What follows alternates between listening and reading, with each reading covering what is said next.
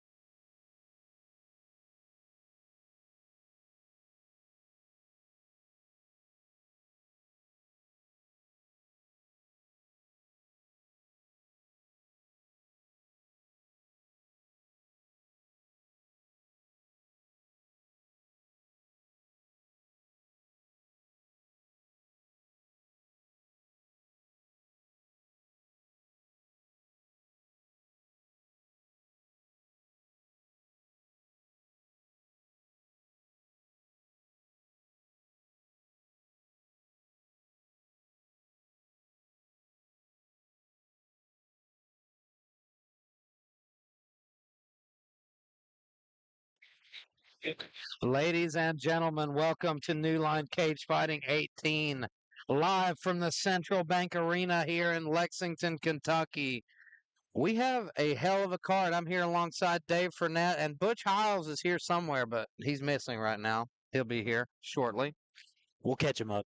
Ladies and gentlemen, our main event of the evening is Brendan Kelly, the American Ninja Warrior, taking on Devin Stanley. This is a fight that is absolutely bananas. I'm so excited about it.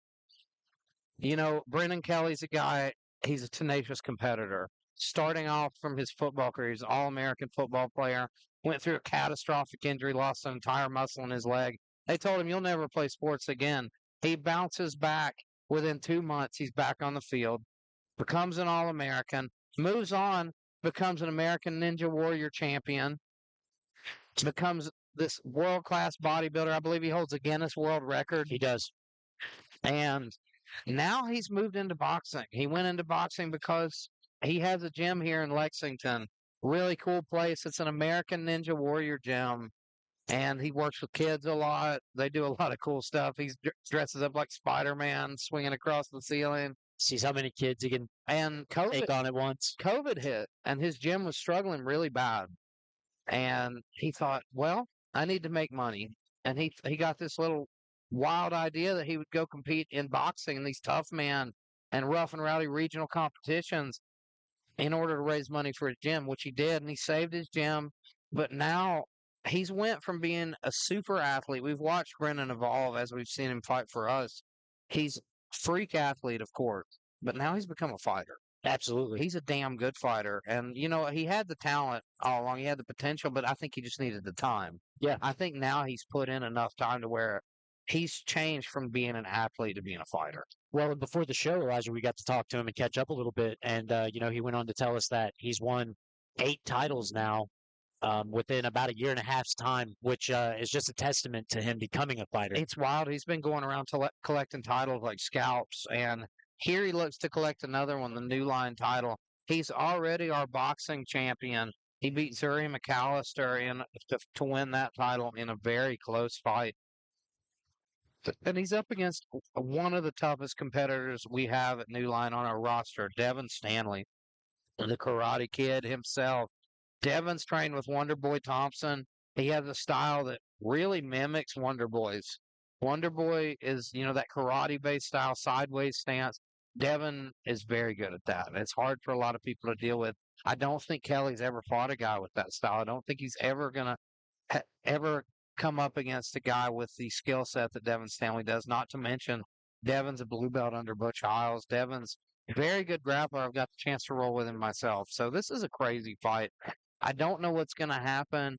If I had to really break it down, though, I feel like Kelly's best chance is to use his hands, try to clip Devin early, hurt him. He's so explosive. He's so dangerous. His last MMA fight, he won in 7 seconds by knockout. Absolutely incredible. So I think he's going to come out looking to close the show early. Devin, on the other hand, I think his X factor, it's 2 things. Grappling. That's the big thing. Kelly is not a grappler. He'd probably admit that himself. And I don't know how much he's been working on it leading up to this fight, but I do know that Devin Stanley has a wrestling background, and he's also a very excellent jiu-jitsu practitioner himself.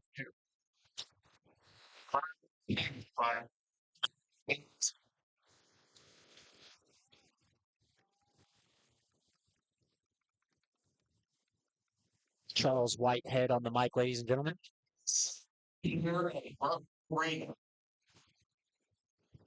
Before we get started, we'd like to introduce our referees, our judges.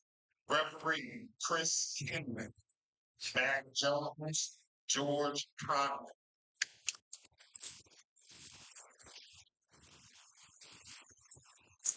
Our program coordinator, Sean Sullivan. Our judges, Dave Franklin, Eric Bullock, Rob Mooney.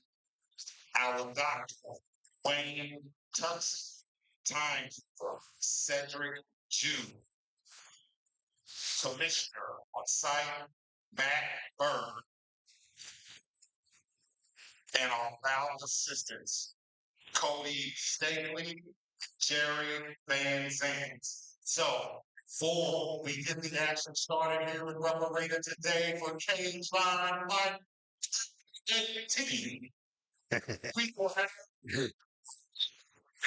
something by Smalls. Big fan of our new ring announcer here at Cage Line Fighting. He's great, though. I love his voice. Guys, He's good. And here's Butch Hiles. He has decided to grace us with our press. Oh, sorry.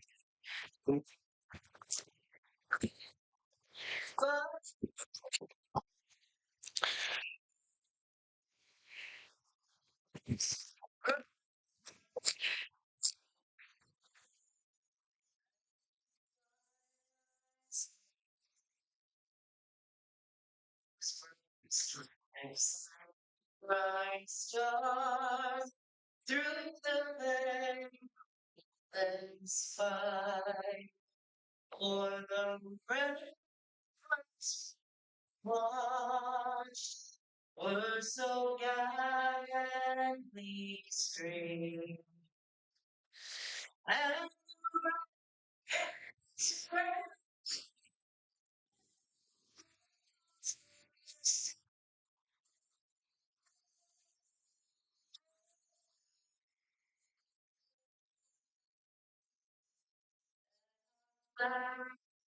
still there. Oh, say does that star stay back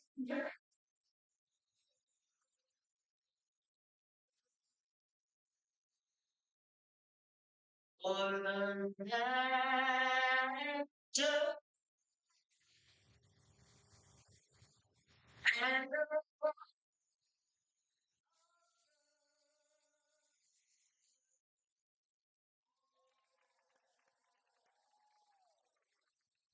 Ladies and gentlemen, we are underway.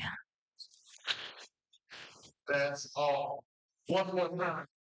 DJ Simone. DJ Simone, beautiful job there.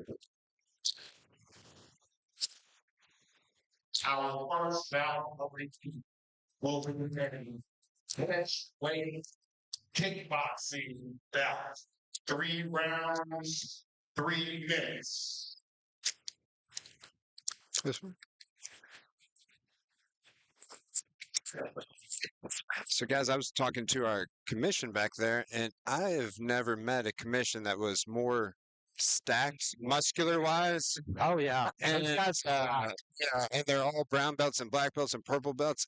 I mean, that's great. yeah, I was in awe. Actually, that's what took me so long. I was like, God, I hope somebody starts a fight with you tonight, just so I can watch you demolish some people. 'Cause it was beautiful. Well, I noticed Rob Mooney. They announced Rob Mooney's one of our judges tonight. Rob was a champion around here a few years ago.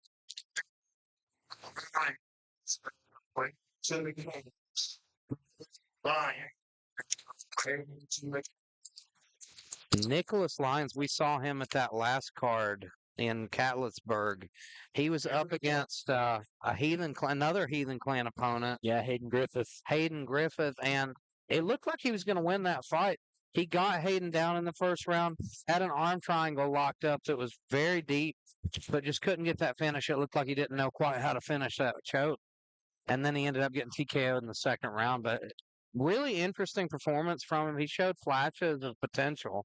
So what do you think? So he's got 3 fights here, and obviously this is this Ben's debut coming up. Do you think the experience will mean something more than just the debut? I know, I think obviously, it definitely matters because those first fight jitters are hard to describe. It's very We've true. all 3 felt them. Yep. Like after getting that first fight out of the way, you don't know what's going to happen. You don't know if you're going to go in there and spaz out, which I did. My first boxing match, I absolutely spazzed. Every bit of my training went out the window, and you see that happen a lot. Yep. Yeah. It's keeping your nerves under control and trying not to adrenaline dump.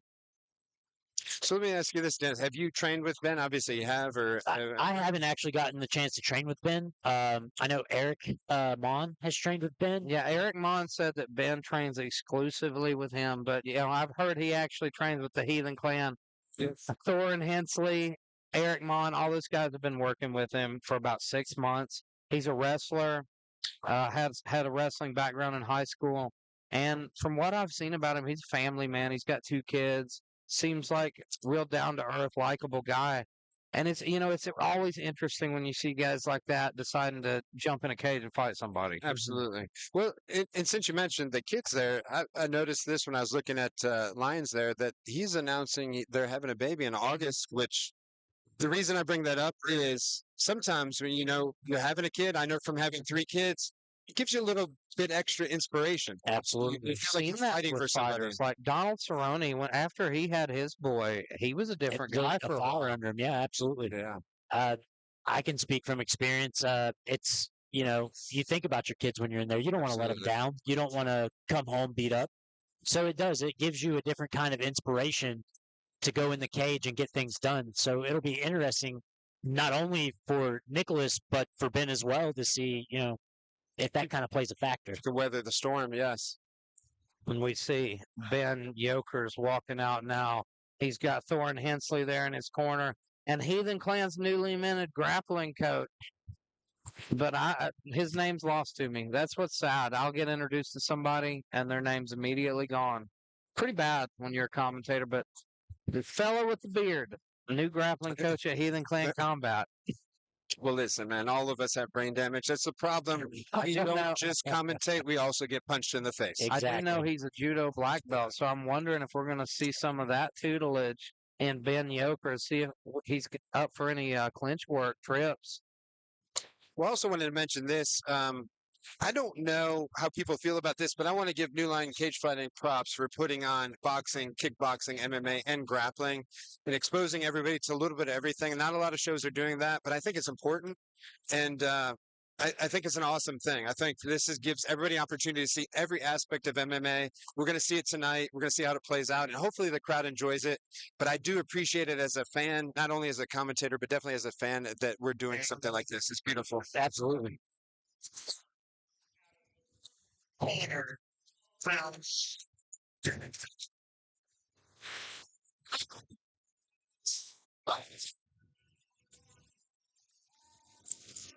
Nick Lyons looking very confident there in his corner.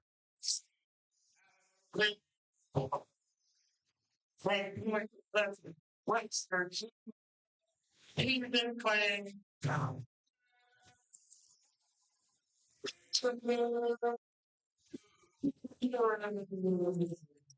Now, since Eukers has a boxing background, do you feel like he'll use his hands more than I think that grappling?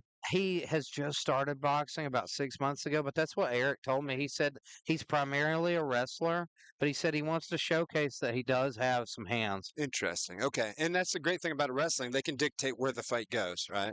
Yeah, that's the thing. If it's not working out for you on the feet, you can change that. And if you don't have that tool, it's a long day.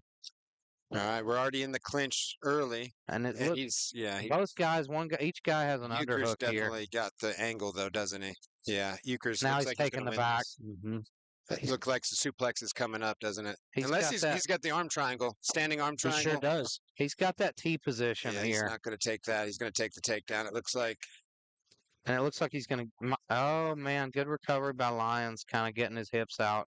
Here it goes. And good job by Eukers getting it to the mat. Let's see what he can do from the top. Lyons throwing up the Rubber rubber guard. guard. Yeah, Yeah, good for him, man. smart. That's a Gives it great up, yeah. defensive position. It takes a lot of flexibility, though. Yeah, and oddly enough, I think it was rubber guard from the half guard, which is not as effective, but nonetheless, he was given a shot. He can go to dogfight position here. He's got the leg, which He's means he fishing should for go. a guillotine here. Eukers is. Yeah, and Eukers is probably going to drop to his back. it He's going to looks lose like. position here Nope. if he's not careful. He's in dogfight now. Yeah, Takes that. interesting. They gave it up. Good job by Lyons getting back to his feet here Absolutely. out of that bad spot. You got to give it to both of them right there, man. They had. They thought about a couple submissions, different positions, decided to take it back to the feet and see what happens. They're trading knees here against the cage. We're about halfway through this first round here, guys, and I'm not really seeing any first fight jitters out of Eukers, which is a good thing. He's done really well so far. I do think that he seems to be getting a little bit fatigued because this is already a grueling fight. Absolutely. It's not fun Yeah, to have just- somebody that heavy leaning on you, trying to take Exactly. you down. But look, they're both calm. And to your Absolutely. point, right? Nobody's spazzing out right It's a now. good fight. Yes. Both guys look, I wouldn't say like veterans, but they look like they know what they're doing in here. Exactly. Well, as you And I would said, say it's a pretty even matchup, too. yeah, as a debut fighter, I don't see much difference between the guy with 3 fights and the guy that's Yeah. just starting, right? They're pretty even as far as their nerves go and everything else.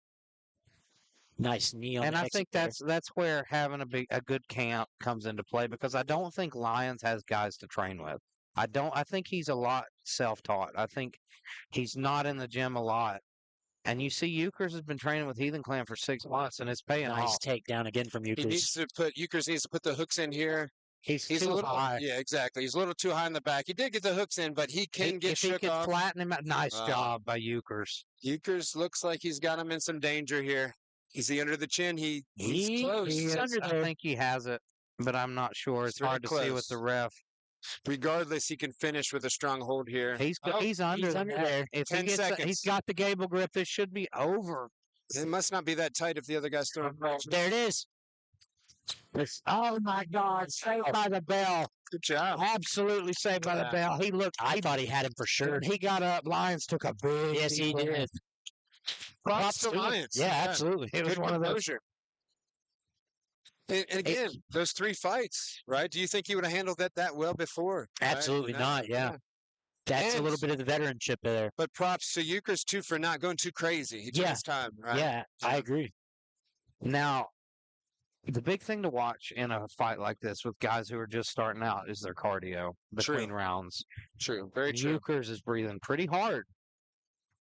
And you know what? It's the adrenaline dump, right? It's that first fight thing. You're gonna get is. tired. Yep. You're gonna gas in your first fight.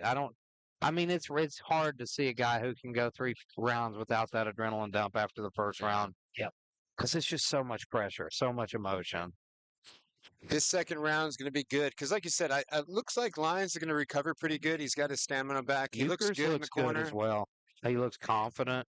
I think he knows he took that round. If Thorne Hensley's probably telling him you had that one. Excellent work. More of the same. Yes. Yeah, you see him shaking his head over there, giving the yes sign, meaning he's taking the instruction, like he's bouncing. He looks good. I think this is going to be a good round. Both of them look like I think composers. if that round would have been about 5 seconds longer, we might have seen a tap, or we might Absolutely. have seen Lyons go out. Absolutely. He's not breathing hard at all, Eukers there. He looks good. Round 2. Surprisingly, I'll be honest, if I was in between rounds, I might pass out. He's looking good. He's looking very good, man. Good jab. Jab out of the gate, and that rocked him a little bit. Now Lyons They're is kind of pushing punches, right? So I think they might look a little worse than they are because they kind of pushed, but we're going to see here. And it doesn't look like it affected him at all. it's a great job of Eukers Beautiful getting into the job. clinch and getting him to where he's comfortable. So look, he's going omoplata. Here comes omoplata. He needs to push that left leg down. If he could cut that angle on Yeah, that, should he cut might Yes, have it. He's got it. He's got it. I've got a feeling he's going to shoot rubber ducks. I'd like to and see him omoplata. switch to the triangle here. Exactly. I'm wondering if he knows exactly what he's got. Good 'cause job he's got by a lot of Eukers. things right here. Eukers was smart there to He can trap even- that leg and step over. Yeah, he he might lost let it. it go, but yeah, there was options there for sure. Eukers just pushed that knee down, stepped into half guard. It looks like he's ready to pass the half guard right now Yep. to Stepping Mounts. right into Here he Mounts. goes. Now Lyons is going to be in trouble. We've got 3. Well, That overhook's the only thing keeping him safe Yes. right now, and he's wrapping the back of the head. But here in a minute, he's going to get punished. this looks rough. If these punches are unanswered, they may stop this fight. He's going for that choke yes. again as well. All he has to do is stretch him out right here and throw some punches, and they will end this fight. And that's one thing you get with experience. You don't have to do anything crazy here. You can just stretch them out, lay them on their belly, and they'll stop this fight. He's looking good there. The Good ref's composure. taking a close Yes, look he at it. is. This might be the beginning of the end here. Oh, be careful there, falling off the top. Yep, He's good. He's doing a good job.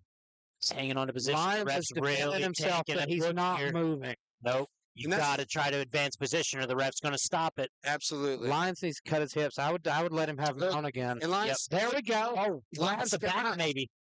Lyons did a good job, but he could end up in a triangle here. Or a Kimura. Look at the Kimura here. Yep. Eukers has got a you couple can tell options. Eukers' jiu-jitsu, though, not that strong. He doesn't know that Kimura's That there. He Kimura's doesn't know that staring at him in triangle's the there. face. There's not trying- an armbar. He's trying the Oh, armbar. You but can he see- can switch this to a triangle. He's got a He lot of has it. defense. He has that triangle. Yeah, He just doesn't know it. he's doing a good job. It's okay. This is Well- why they do these. This is an fight. He's 6 months in. Absolutely. And This is it's a great performance It- by it him. is. It's so far flawless. He's not had any issues, not been in trouble. And that's one of these things. I think sometimes you can be too critical of amateurs. You got to remember where they're at. I would Yeah, like to absolutely. see him try to turn him, get him flattened out. Then you Absolutely. could actually stop this fight. These shots Yes. aren't doing much, but This it was is- enough. calls it. It was enough. Yeah, good Ben job, Eukers Eukers. with the TKO in the second Beautiful round. job. And now Excellent debut. that takes Nick Lyons to 0-2 against Heathen Clan. I got to say that was a dominant performance by their Eukers. I think he looked calm. He looked composed for a debut fight. He's got a strong, Go talk to Yeah. Mr. Eukers. he's got a bright future ahead of him. I would agree. As long as he, stays to it, stays dedicated, Absolutely. sky's the limit. Eukers went 3 for 3 on his takedowns. Yeah, 100% there. it was a good fight. It was a good fight back and forth. I mean, definitely Lyons was in the shorter end of the stick of most of that, but I thought he defended himself well. Yeah, absolutely. Yeah, it was good, man. It was a good matchup.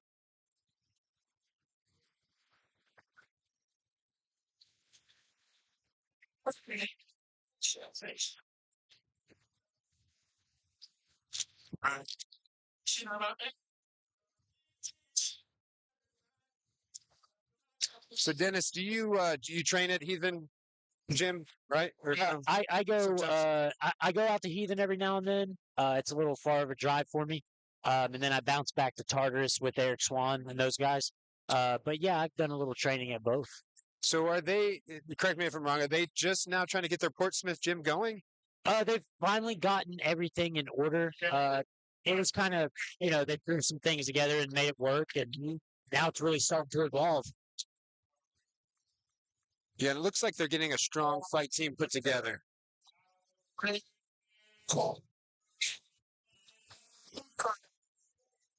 Round 2 minutes 24 seconds.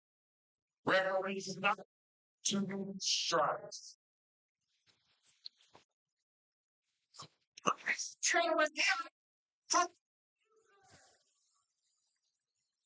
My friend, the first files, 10-3. You look absolutely flawless, beautiful performance, great wrestling. Thumbs for a team win. Don't get tired, but feel great. It's been the first round. Yeah, fine. Finishing the second. Good first fight. It looked like you got saved out of the elevator at first. It looked like you had that in your name pretty deep. It's kind of tough to see over there, but did you think you had to get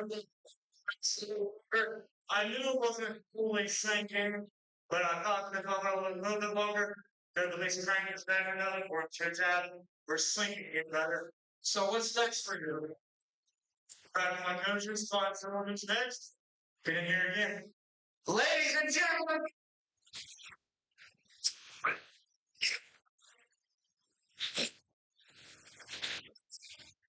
Excellent performance out of Ben.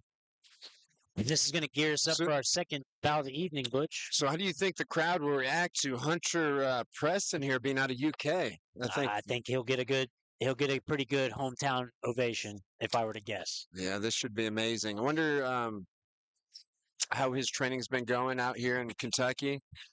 This is going to be exciting. This is going to be a good one.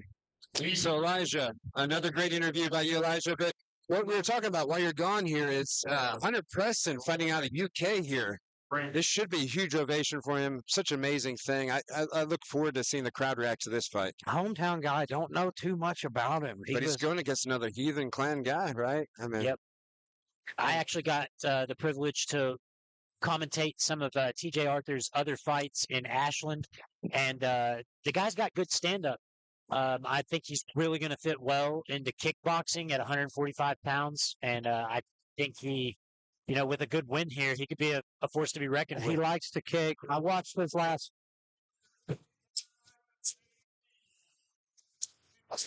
So do we know who Hunter trains with? I couldn't find it on the internet either, but I couldn't find much about him. He's one of those unknown quantities, which some of those guys that you'll sleep on them, you don't know much about them. They turn out to be very talented. I'm really excited about this one, actually, because TJ Arthur's good. I watched him, his fight with Nightmare Promotions that you called. He's got really nice kicks. He likes to kick. He likes the high kick. But one thing you didn't mention was his wrestling. He was 2 for 2 in takedowns in that fight. That's how he ended the fight, by TKO. He took the guy down, just mauled him from the top. Has good jiu-jitsu. Really, really impressive.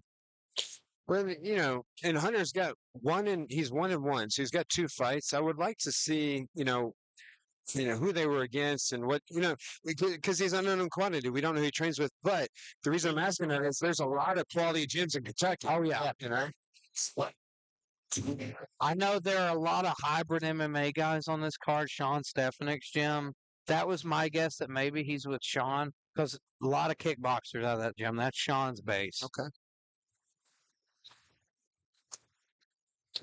It's nice being in Kentucky here. Like, we fought here 10, 15, maybe even 20 years ago, and there was 4 seasons out of Michael O'Donnell, Sidney Klein, but they're all under Carlson Gracie. And now there's gyms everywhere. Yeah. Right. Well, you've got a lot of those 4 seasons guys. All the black belts I knew when I grew up branched out, and like they've got their own places. Absolutely. Harry Hunsucker's got a place now. He was in the UFC for a little while. You've got Jamal Muhammad has a really good gym. Absolutely. Oh, gosh. Michael Seals has his own place. Michael Seals is amazing.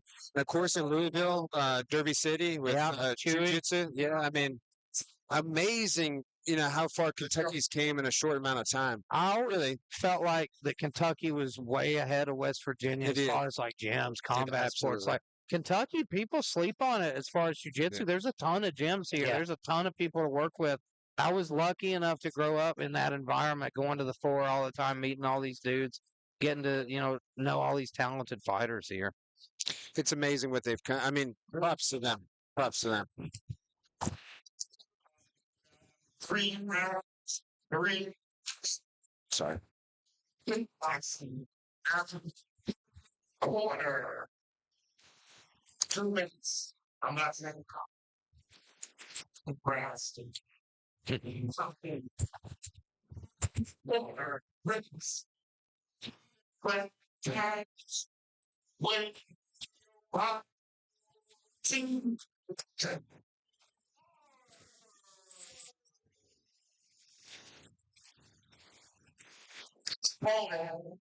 Boxing, ring, quarter, from Lexington, Kentucky.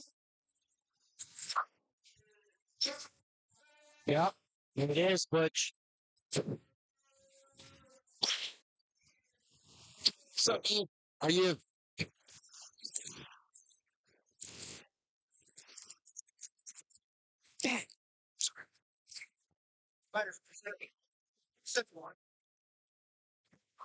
Both fighters in similar shorts here. It's going to be hard for somebody that's brain dead like me to follow this, but TJ Arthur's in the blue gloves. Exactly. Hunter Preston in the red gloves. Knowing that Mr. Preston comes from hybrid, I expect this to be such a good fight because those guys are very technical kickboxers. Nice teep kick. I mean, this is actually real technical kickboxing. Yeah. It's not 2 guys just throwing random kicks. Oh, nice hook. Yes. This is very skillful, actually. Yes. Preston landed a beautiful check left hook there, and Arthur comes right back after him. Nice. So do you guys know, what are the rules on amateur knees here and elbows? Are they illegal? They are legal, I believe. Nice. Because West But- Virginia has different look. Oh, nice high kick, but he Yeah. slips. Don't quote me on that. Nice leg kick. That was a very slick, fast leg kick from Yes. TJ Arthur. Side kick. So he's going a little bit away from traditional Muay Thai there. Very impressed with these two. For amateur, Nice high kick. very, Oh, Ooh, that was Preston. nasty. yes. And it was fast, too. These guys have been trading really hard low kicks. Yeah. Yeah, look at that. This is nice, guys. This Yeah, is this is. I Fast paced as very well. technical. knew this one was going to be a good one. Good matchmaking here Yeah. from Keith No. TJ just Yet fits again. the kickboxing style so well. Based on I everything love that I've seen. How Preston just snuck that body kick in Yes. between the guard of TJ Arthur. Preston's got some good jabs here, doesn't he? Yeah, I've noticed Preston's using his hands a little bit more than Yes. TJ, and TJ is sticking to the kicks a little more. I feel like TJ. Oh, I've Yeah. got him turned around there. Oh, man. Oh, He looks he like might he's be- in a little bit of trouble here. Preston's putting it on him. Preston's got him. Look, he's Doing a got him good in the job cage. covering. Oh, Good hand yes. movement there from Preston. Absolutely. I'm very impressed with Preston so far. And he's keeping that pace. Yes. Constant Keeping the pressure on him. Staying in his face. Oh, Oh, Man, my God. look at this pressure. Punishing the body. 2 body kicks in a row. Wow, I'm very impressed. That was amazing In the round. first round. Fast-paced round. I'd love to Excellent, see excellent. stats on that. I How many know. shots were thrown? For just a casual, obviously I'm watching this, but the pressure of Preston was a lot that round. I was fairly certain that it was even Exactly. until about the last 30 seconds or so, and then Preston really started putting it on. I'd have to give Yeah. him that first round. Yeah, it was about the last minute of that round. He just started turning it up. And to be honest, he looked so calm, like right in front of us here. He looked so calm. He dodged those punches. He threw some good kicks, good punches. That was good. my favorite moment of the round there when he Absolutely. was pouring it on. Arthur came back with a huge counter, and Preston slipped it so perfectly. Like, to be able to pour it on and go after somebody and still be defensively Absolutely. sound, that makes a good fighter. And you hit the nail on the head, man. That hybrid MMA. He's a well-trained fighter. He looked the part. He And we see- composed it. It was beautiful. We see Okay. Sean Stefanik there in the corner of TJ Arthur. Sean was a very talented kickboxer, and you can see he's doing very good work there at hybrid. As you said, man, I'm not trying to hype it up, but the matchmaking has been great the last few shows. Yeah. I mean, How much did Keith No pay you extra to say that? he slides a lot of stuff in my back pocket. Take that for what it is. And You no, hear that, it's people? beautiful. Butch Hiles is bought out. Yes, He's a shill. just a shill. It'll be interesting to see if TJ comes out a little hot after the way that one ended. We went for the front kick to the face. Right. Look at those punches again. An overhand right. TJ's kind of dropping his hands a little bit when he throws his kicks. I think he Ooh, needs to- look at that head That is movement. beautiful. Yes. Oh, Yeah. beautiful body shot. he is And that hurt. punishing the body. I think he could close the show to the body, tell you the truth. Wow. That head movement is unreal. Part of it, again, not to make excuses, but it looks like he's struggling a little bit with the headgear, meaning TJ a little bit, or he's just preoccupied with it. Sometimes when you're a new fighter, right, you kind of struggle with your Well, headgear. he's coming from MMA and he's not used to wearing it. I know Yeah, it is a pain, absolutely. but Oh, look at that. That body kick. Preston's absolutely putting it on him. Yes, and he's not Putting getting it on him. tired. This is That the beauty pace. of the And- featherweights, right? Oh, that Oh. was a nice counter was a- from Arthur. That And was a nice Absolutely. counter. it Kinda put Preston on his back foot for Yeah. a moment. Oh, stopped him dead in his tracks. oh, And then oh, he answers back to another one. God, clean shot. Oh, beautiful. That was a nice inside leg kick, followed by another one for Preston. Like it's Yeah. constantly attacking. And that was a nice combination there by TJ Arthur. Oh man, He gets dropped. And it definitely hurt him. It definitely. That's not a slip. He's hurt right now. yeah, and he's tough guy getting up after that one. He's gonna beat this count. And I don't think we're talking about those. We're not talking about those inside leg kicks enough. I think Yeah, that's no, slowing that's- him down. yeah. And here he comes. Preston should be very confident right now, and I'd say he's gonna pour it on again. Oh, he TJ went goes with the for the karate same. kick. Oh, or the man. crane kick. Did not. Oh gosh! Gosh! Yes, And And that's it's kind gonna take a lot to get up from that one. It was right behind the ear. it's a tough kid, man. He's tough. yeah, TJ, he's a warrior. Hunter Preston. Preston's got game 10 to seconds play. here. We'll see what he comes out with. An overhand right would be the best move. He come with a left hook. Yes. Nice job at the end of Stumbles the him at the round. end. Saved by the bell. Hunter Preston is very hurt right now. Yeah. Or, I'm sorry, TJ TJ Arthur. Arthur's very hurt right It's now. going to be all he can do to survive this third round. Yeah, agreed. I tell you, for an unknown, So, I mean, Preston's impressive, isn't he? So if we you're have to say what 10-7 in that second Yes, round for yeah. Preston. At least. tell me if you're in the corner of TJ Arthur here, what are you telling him? I'm telling him, wake up. You've got to win the fight. We need to knock out. You need to make this a brawl. I need to just go down. And I'm going to tell him to kind of slow up on the kicks and kind of focus a little more on the Absolutely. hands, keep You're his guard up. 100% right. He's trying to use his kicks as his We most offensive see weapon, the but I think camera. right now it'd be better to just keep the hands up, try to keep blocked That's- from incoming shots up top because that's what's been dropping him. And you Right? see the camera pans now onto TJ Arthur's Yeah. corner. His shoulders are sagging. He's breathing hard. This has been a tough fight for him. It's going to take a lot of heart for him. Dennis, that's great advice. Here's the thing. A lot of times you throw kicks, your hands come down, right? Yeah. And I know, when I train fighters, even when we had guys that weren't great at kickboxing, I said, all I want you to do when they throw a right kick is punch them in the face, Yep. right? Great corner work Sometimes here. that's all you got to do. So what you said was perfect. Just go out there and box. Yeah. Like at this point, you need a knockout. You need a miracle. The kicks aren't going to do it. Just go out there and throw some bombs. I think he's going to have to change it up, do something different, Absolutely. maybe even use the clinch a little bit. Absolutely. Yeah. But 2 rounds to none. What we're guessing here, it's a steep mountain to Oh, climb. nice jab out of the Wasn't gate his though jab from out of the Arthur. gate. But like you said, man, he has some. He's talented. Oh, shoot, man. man. And I don't. He's right back up though. No doubting the heart of T.J. Arthur right now. But you got to wonder how much punishment can he take. Interesting that the ref's letting him walk around the cage Yes. after the stand up. Yeah. Odd. Oh my God! And he wastes no time. Force another- on him. Yeah. that's Smells another inside blood. leg kick. That left hook that he's throwing is money. Preston's pressure is just That body unreal. shot. He's drowning him. He knows it's over. He knows. Oh man, it's like he's on ice over there. Yeah. He smells the blood in the water, and he's coming. Nothing but heart's keeping T.J. Arthur standing right now. And you can't teach that. Oh, stuff. look at that! Another inside leg kick. Oh man, That was an That was almost exhaustion. like a slip. Yeah. It's just exhaustion. he's overwhelmed. He's getting overwhelmed right now by Yeah. a guy who's sharper, more Yeah. technical, and can put on a pace that's absolutely insane to deal with. Unfortunately, guys, I think he knows too. Yeah. Right? It But props to him, man. You're a he's sticking fighter. out. You don't want to quit. You Absolutely. got 46 seconds. Oh, What a combination. That's it, ladies and gentlemen. Beautiful. And that's what happens. Sometimes you're too tough.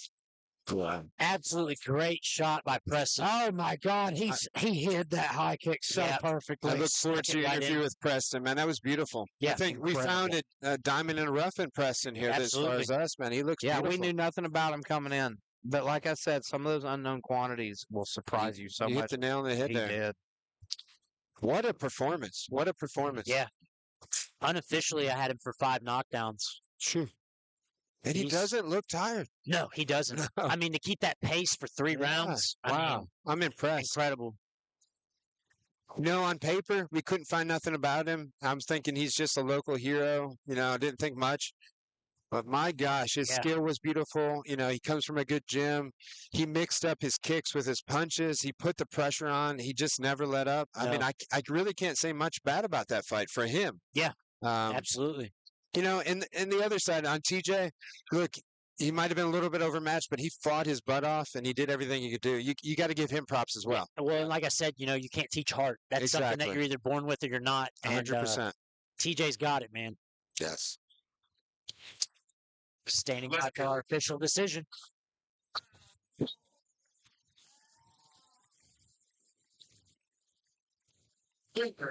Five, bingo, 1 minute, 20 seconds to round 3 out.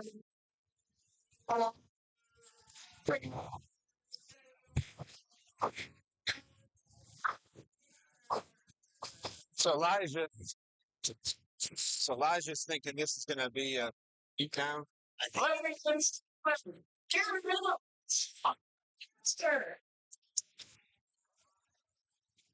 My friend, that was an absolutely losses. And it started out with a long fight, but you kept putting pressure on. And with one of the most beautiful knockouts we've seen here in MLC, talk me through it. Thank you. My coaches, it's something I've been working on. Being able to hear my coaches and everything I landed was what they told me to land. So, I just got to make my coaches. So, you got to tell me, what's it feel like when you land a hot kick like that and then you close the show? I was surprised. But, it felt really great. I just came off the loss and it was really good. Come out here and put on a good show after well, I can't think of a more amazing comeback victory here. Ladies and gentlemen, give it up for a very good season. What a humble guy. Yeah. Right? He didn't talk trash or anything, man. That's what I like to see. Coming off of a loss. And Yeah, I like it. Looking He forward made to a seeing fan him out back. of me. Yeah, looking forward to seeing him back. Absolutely. So this next fight here, look, I know it's getting a lot of hype. It's a boxing fight, and Jordan is fighting out of Cleveland. That's where I'm from. So that makes me happy. But strong style, Stipe Miocic. I think we all expect big things out of that gym, right? Yes. It's funny. You said that. I just told the kid. I said, "Man, you're going places." Yes, yeah. So that interview, that's what we're talking about. He's very humble. Yeah, very much so. Even when I asked him how it feels to land that high kick, I was surprised. Yeah, and look, I know part of it is putting on a show and an act to sell your fight so you get more fights. But I also like when people are humble, right? And I love guys respectful. like that. Love it. Yeah. Love seeing it. GSP, perfect example. Absolutely. That's the kind of, there's something to be said about the Conor McGregors, but then there's almost double to be said about a GSP. Or like Glover Teixeira. Yeah, everybody loves Glover. Mhm. He's just the nicest guy in the world. And when you see a guy like that win the title, like you just love it. Everybody loves it. Absolutely. I'll tell you what, man. Again, these have been exciting fights so far. Absolutely. Very good. Right here, I've had my eye on. That's what we were just talking about before you got here, and everybody's excited. A lot of great people were born in Cleveland, Ohio. Firstly, myself, and then after that, I don't really know. But no, it's exciting. Stipe Miocic, strong style gym. A lot of people don't know about that gym there, but listen, man. When I think of strong style, I know the wrestling background. I know their jiu-jitsu. I know they're a tough gym. But this is a boxing fight. Yes. This is interesting to me. I don't know about their boxing, but Elijah, you do. Well, I've gotten to see some strong style boxing before. They're under Brian Getty in there. Brian's a hell of a coach. Very, very knowledgeable guy. Dangerous fighter in himself. You just take a look at his ears. But Brian's, I've gotten to see him fight because we had Dewan Calloway compete for us. And Dewan, he is a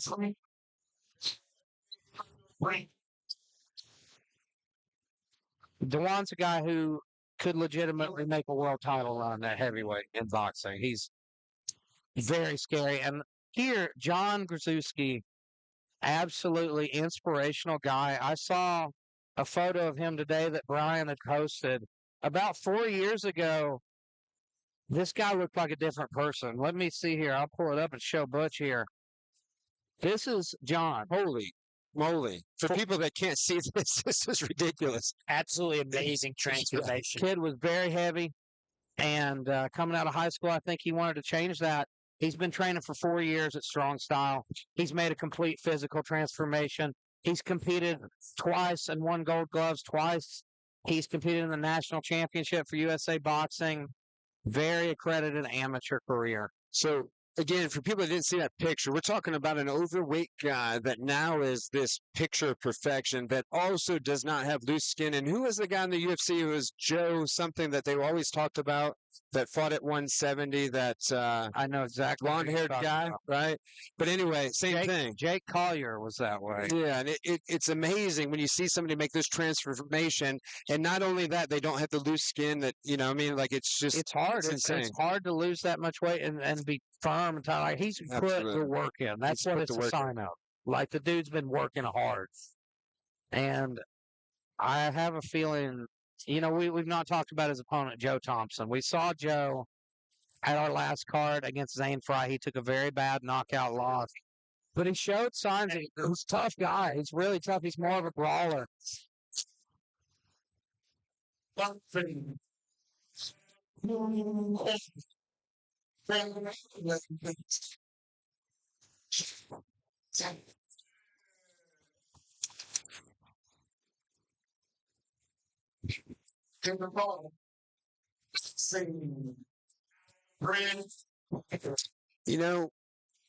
Cleveland,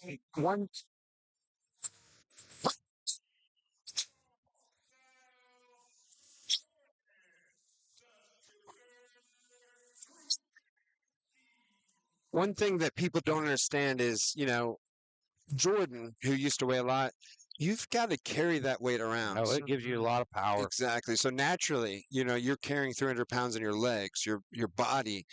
You're just basically lifting weights all day without doing anything. So now that he's lower weight, he still has that Gonna carry that strength power. of a giant man. And I see the man himself over there, Brian Gedeon, in the corner of Jordan. They touch gloves and the fight begins. Nice jab to the body. Right out of the gate by Jordan. But Joe's the busier Yeah. man so far. Joe's the busier man, but he's keeping his left hand low, and that's not good considering that right hand could come right at him on that side, huh? He's also biting on those feints. Absolutely. Mad. Oh, He's nice. rushing for it. Wow. Oh, man. He clicked it. He did, but he's going to run into something. Yeah, If he's he gotta be comes careful. forward like that, he will run into something, and it will be bad news. And here now we see Jordan getting busy. Big Yeah, right you don't hand see from Joe Jordan. take these punches as well as Jordan did, right? Here we go, right in front of us here. Let's see this action. Yeah, those Glancing 1-2 there Exactly. from Joe. and the 1-2s are kind of falling down. Oh, nice double jab from Jordan.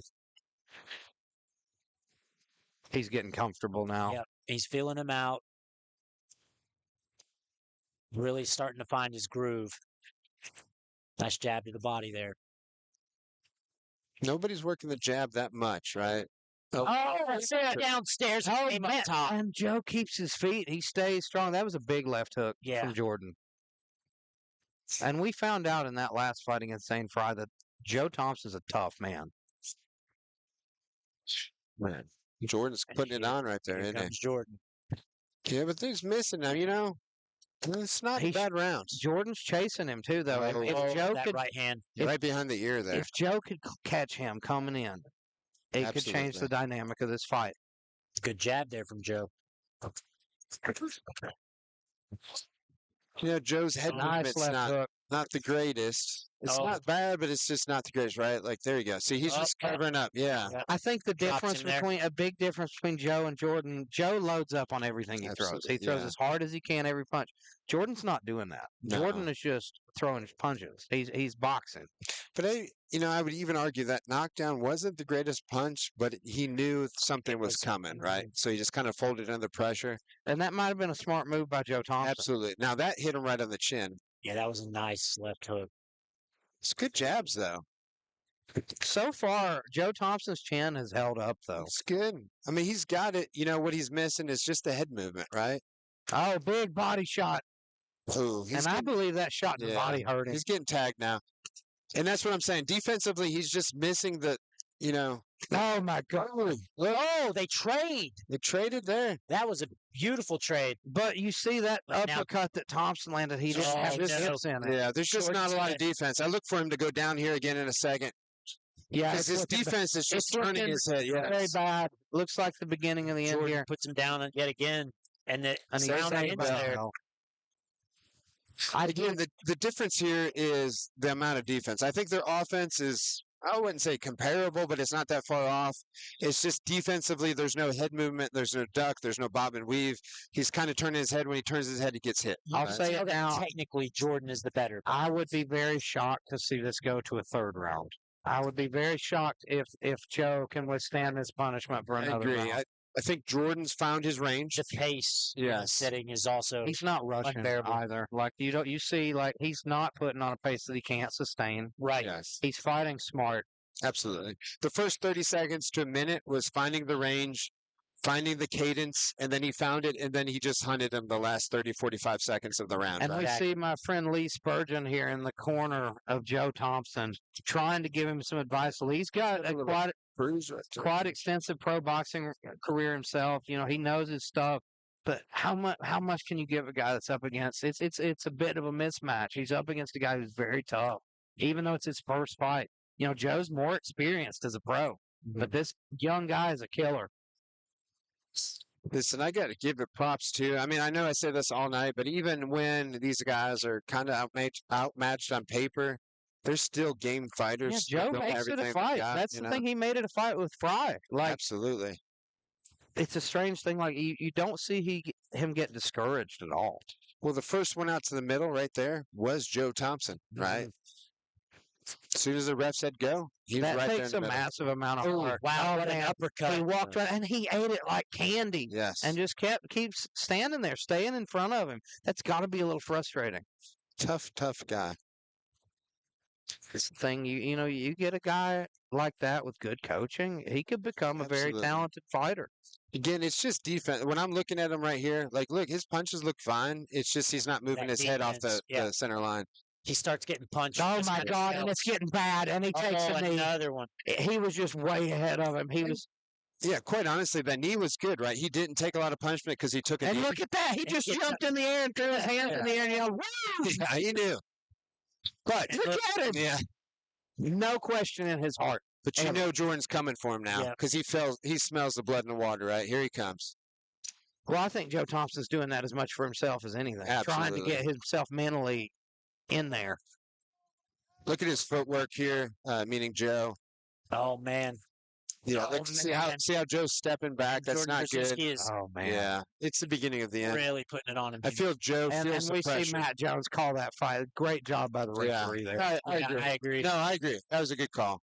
And Joe's not unhappy with it. You know, Yeah, listen, man, you've got to protect these guys. You're getting punched in the face. they're not going to quit. Most No, they're fighters. They're Yep. tough people. And that's what I tell everybody. A fighter is a fighter. The reason they're fighters is because they'll fight anybody to the death. They need somebody to protect them from themselves. And Absolutely. Matt Jones did an excellent job there Yeah. because this fight was not going to get anything but worse. No, this commission is fantastic out here in Kentucky.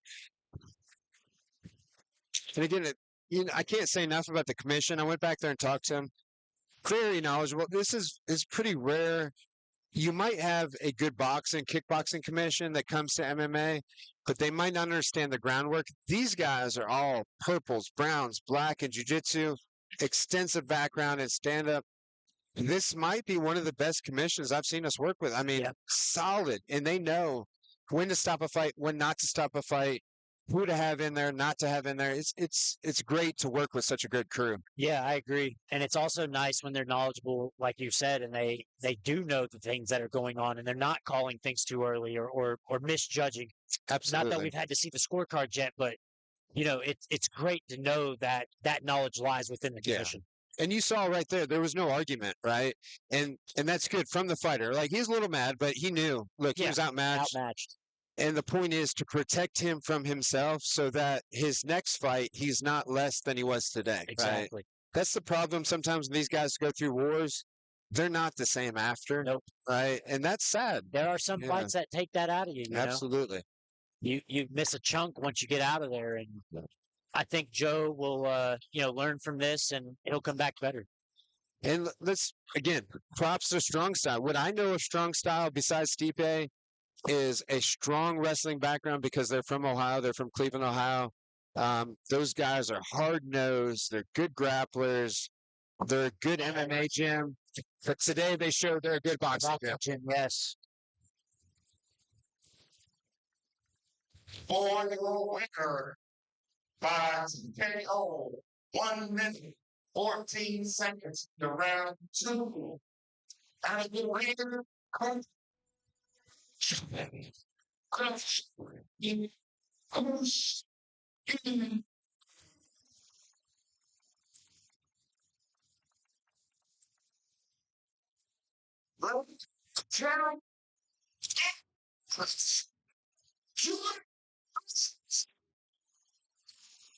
my friend, you promise the other fighters you see here. I want you to talk me through that. You're pro debut. It's a big moment for you. How'd you feel? Felt good. And I didn't find all the secret plan. Enjoyed the evening. And yeah, showed up. Had a plan. So, those people who don't know your story, very inspirational guy. About 4 years ago, and it completely changed your life. I think that's fair to say. So, tell us a bit about your journey here. Yeah, so I'm assuming nobody knows. Follow me on Instagram. But I was almost 300 pounds at one point. No muscle. Put on muscle, lost weight, wanted to get back into fighting. And there I am. I know you've done big plans in the sport. What's next for you? Continue doing what I'm doing. This is only one. I'm gonna keep fighting. I'm fighting again in October 28th, coming to Cleveland. If you're in the area, come out there. And anyone else who's struggling with weight loss, keep working, put the Twinkies down, and start picking up that pussy.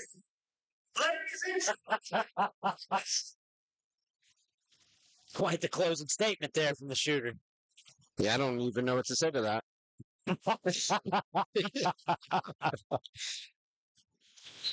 Feel like that's something I would get fired for. You're right. We didn't say it. Don't shoot the messenger here. I feel like that was totally Elijah's fault right there. He encouraged it. He Yeah. encouraged it.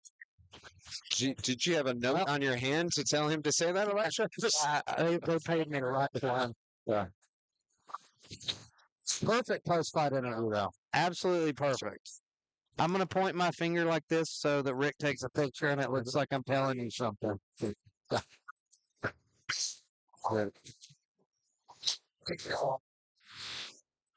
I've been wondering how to say that name forever. So Julovs, if actually I have no idea if he said it right either. Yeah.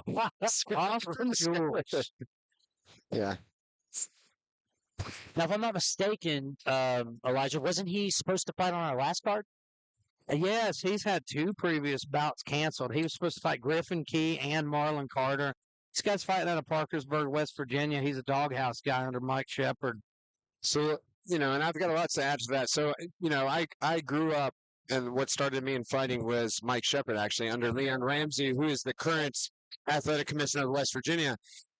But Mike Shepard, he got famous, winning a couple local tough mans, but he ended up winning several world kickboxing titles, and he fought several boxing champions, including James Toney, including the Black Buffalo. He killed some people, and the guy was amazing. So anybody coming out of his gym comes from a guy that's got such amazing talent, that's been all around the world. I've seen amazing things. I'll tell you what, and again, not talk about Austin, but there's some things I've seen from his trainer that literally, inspired me as a man, that made me cry. If he's anything like his trainer, this is going to be an amazing fight. And again, not to underestimate Bobby Johnson, who is a very sick old man, according to Elijah. Yeah, my notes here, I have that Bobby Johnson is a very sick, twisted old man. So on paper, I should be the very sick old man, but no jokes aside. But I would say, Mike Shepard is a hell of a trainer, but that doesn't always translate to your fighter. So we're going to see what happens here. This is a great fight. I'm looking forward to it the most. And, it's because of camps. I don't know much about Austin, but I know Mike. And I know Bobby is always solid. Bobby's out of Ground Zero, Morgantown. He's one of our older fighters on the roster. I always give him a hard time about it. Army veteran, Iraq War veteran. His wife, Jackie, is right behind me, so I can't say anything bad about him. Now, we've seen Mr. Johnson do kickboxing for us before, correct? We've seen Bobby kickbox and do MMA. He made his MMA debut in Bridgeport, where he had a very nice victory. I talked about it, though. I don't know if you guys remember. I said Bobby didn't look quite like himself. He's always very technical, very sharp. I think he had a little pre-fight jitters there where it was his first MMA bout, but he talked to me actually before this fight today. Said that one, he said, I had a tough time dealing with that guy's range. He said it was, the longest guy he'd ever fought, and he said that's what it was. But he said, I'm going to be a lot calmer tonight. And I always have faith in Bobby Johnson. He takes it seriously. He's a veteran. He's a military guy. Absolutely. His weight cuts are absolutely insane. He looked like he was ready to die yesterday. Yeah, listen, I talk a lot about Mike because that's one of my former training partners, but I love Ground Zero Morgantown. Absolutely love those guys. Everything about them are amazing. Right. Quadrant. Frank Burger, Woodbridge.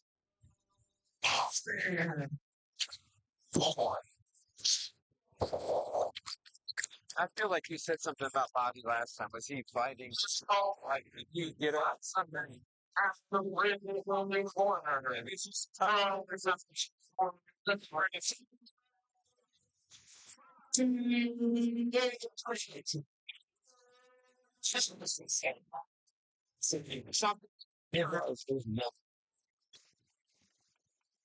As soon as I see him, I can remember him.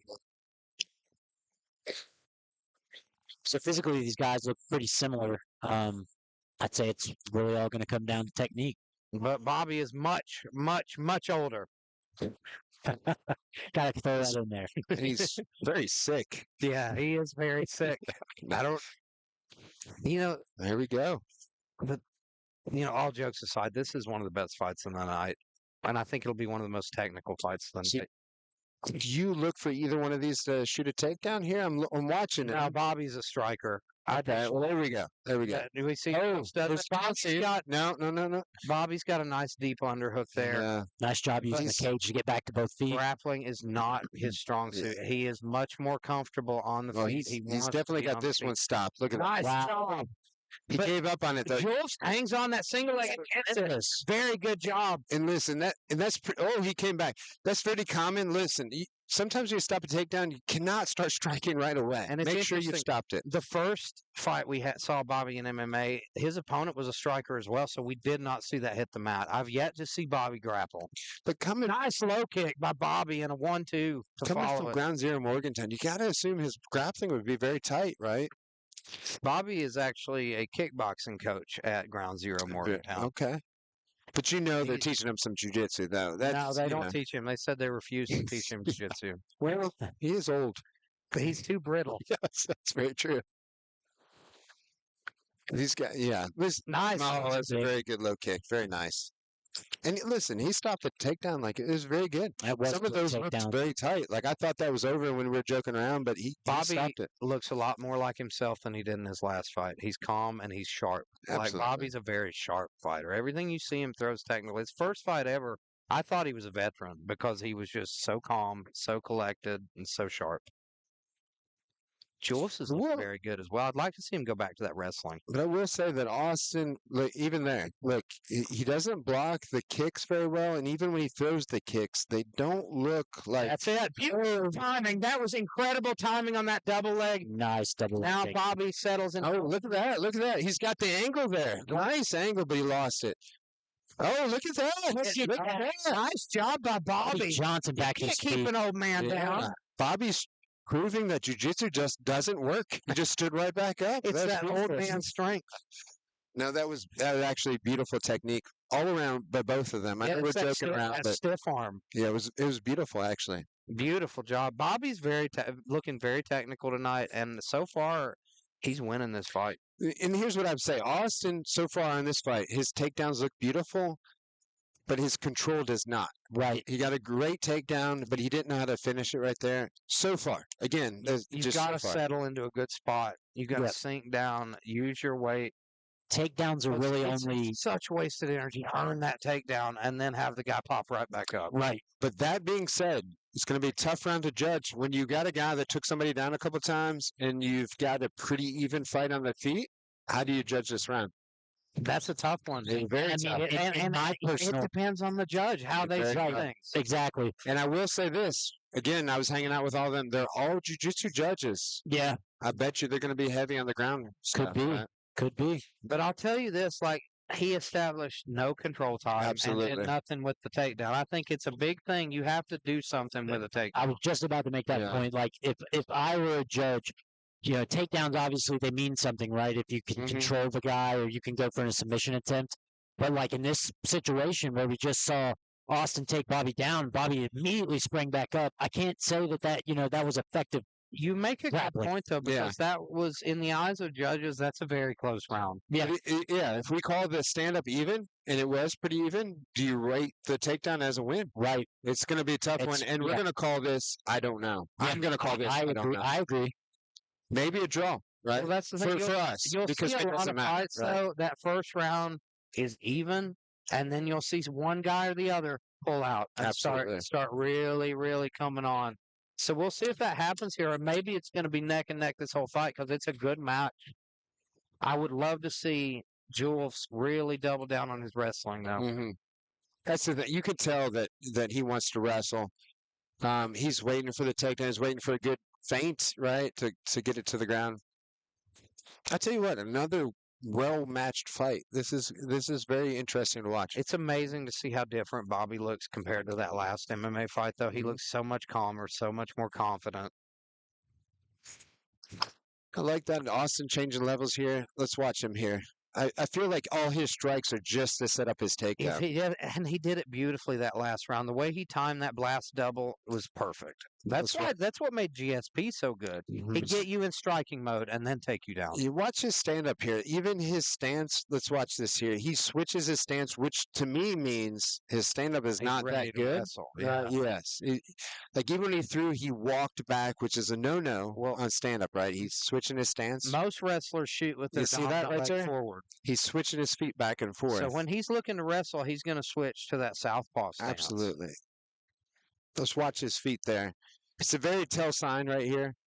I mean, left foot forward is not the best for the wrestler, right? And he might be trying to put his right foot forward so he can take a shot here. Yeah, here he goes for a shot. 100% stopping it by Bobby Johnson. And back up to his feet. The only thing that I would look for Bobby, beautiful sprawl, as you guys said, is what are you going to do after the sprawl? There was something strange there in the body language of Jules after he got up from that sprawl. It's very demoralizing when you try to take a guy and you can't get him down, and that's your game plan. You see now he's on his back foot. Again, watch him changing his foot. Look at his footwork here. It's not good. And it's not good at all. Look at that. Look at that. Watch him changing his feet here. This is not good. It's like he doesn't know quite what to do with his feet. Absolutely. It's like he's unsure whether he wants to wrestle or strike. Yeah.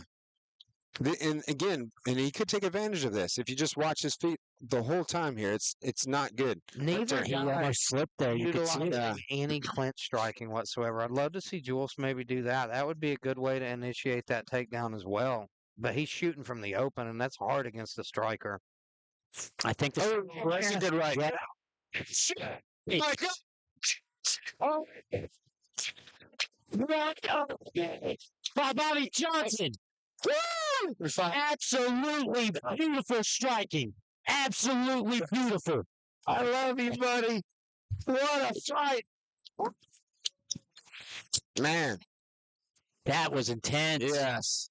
And right as soon as I was about to say, it looks like Austin is having trouble dealing with the striking, he gets dropped. He does get dropped. Look, being devil's advocate, I can see where somebody could say that was a slightly early stoppage, but I think it was a good one personally. I do.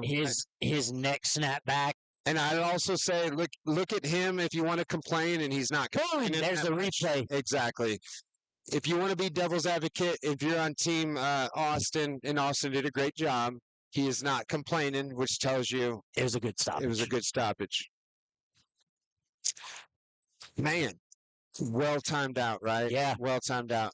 And it props to Bobby because he could tell he didn't want anything to do with stand up. He wanted to take it down.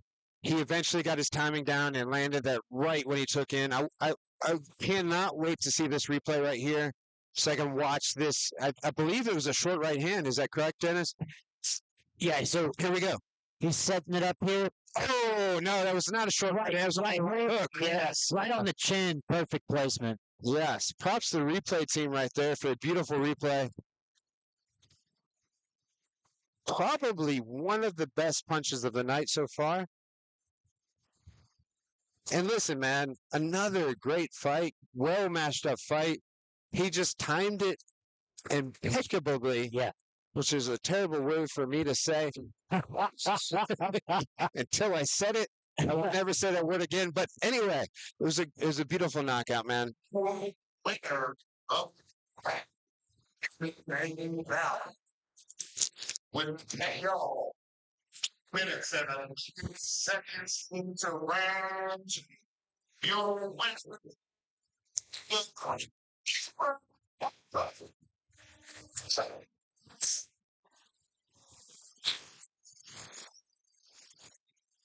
Play.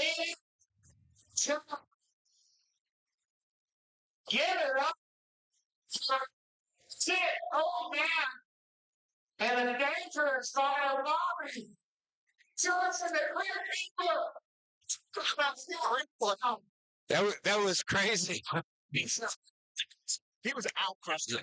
Her flash. Spin step back. Go.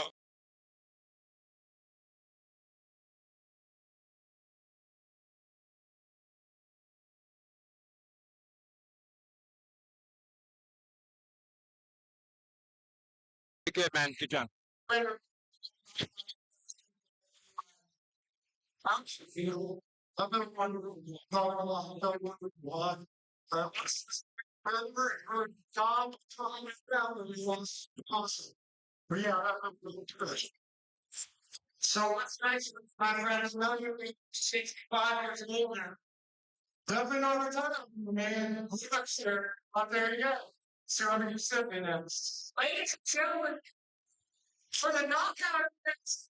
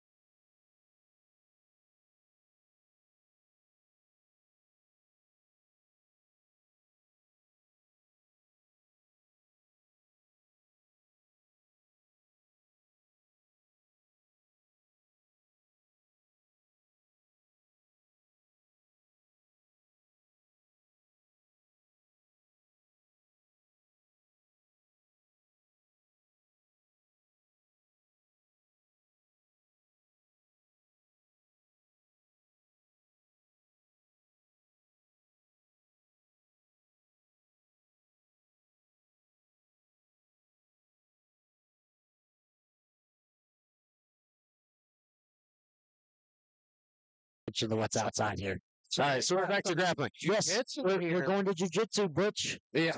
So we're back in the one thing that I should do well. And we've got a hybrid MMA guy grappling Oh, here. so we know that they're going to be amazing, right? Well, So we've seen their kickboxing. Now it's time to see them grapple. well, here's the thing. Do you guys, and I don't, and this is why I'm asking, do you guys know anything about elite grappling out of Virginia? I do not. I don't either. And that doesn't mean that they're bad. It just means that we don't know. We're from West Virginia. We're from Kentucky. But this is how we learn. A lot of these fights so far, I haven't known. And a prime example is Hunter Preston. We didn't even know where he's from. We obviously ended up being from hybrid MMA, and he was amazing. I'd love to know how old these gentlemen are. They look young. Listen, it doesn't. Bobby apparently is the oldest person you ever met, and he did really well. Yeah, I just make it up. These guys are both 8 years old. Yeah.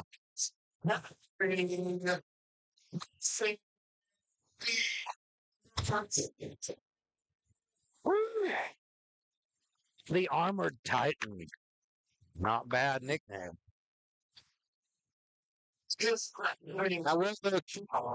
Colin looks unfazed. If anything, Colin's kind of laughing, right? I think the lyrics. There's that reception. Yeah.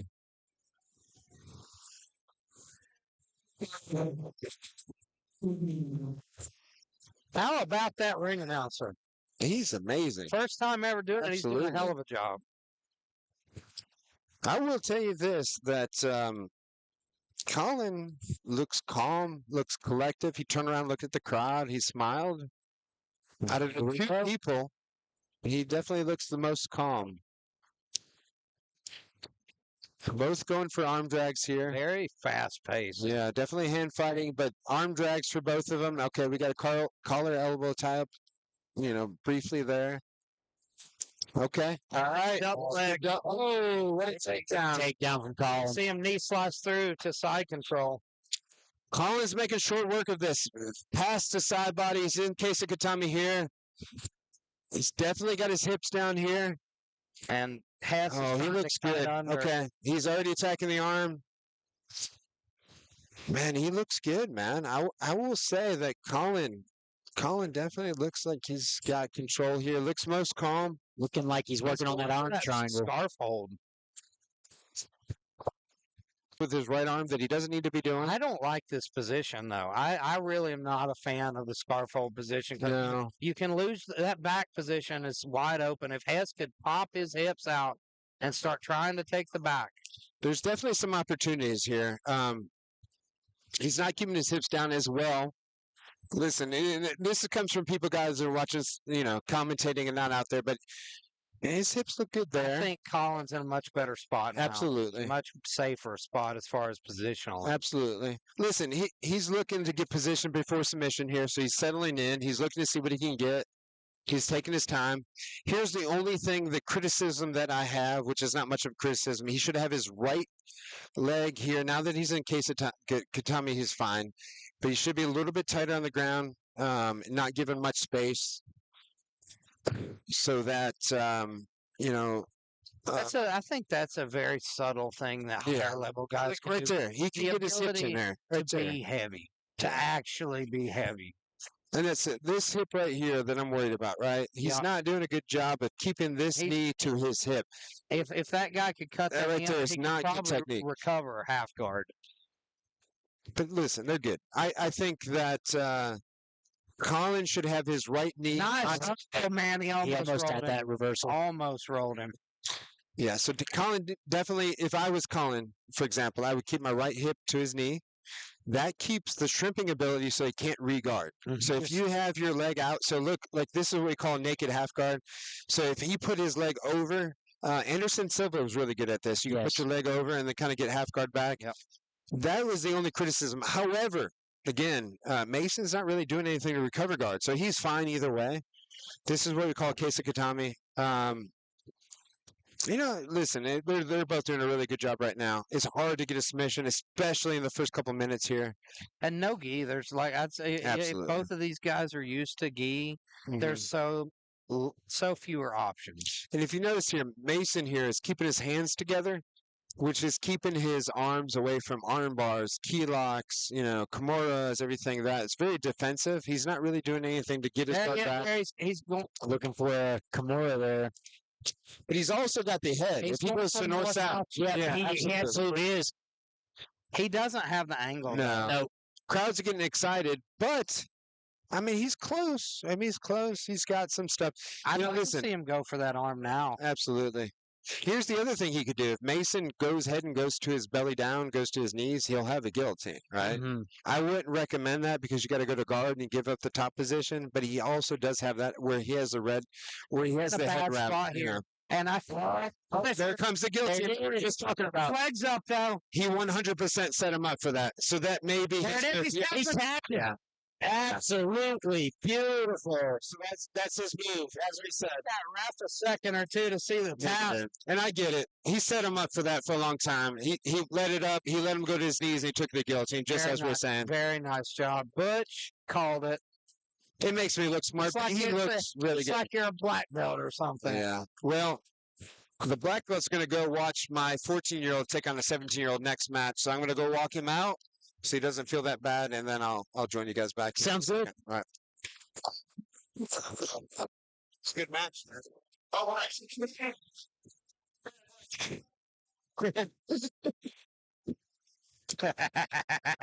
No winner. 4 minutes, 1 second. Submitting by Doris Shoulder.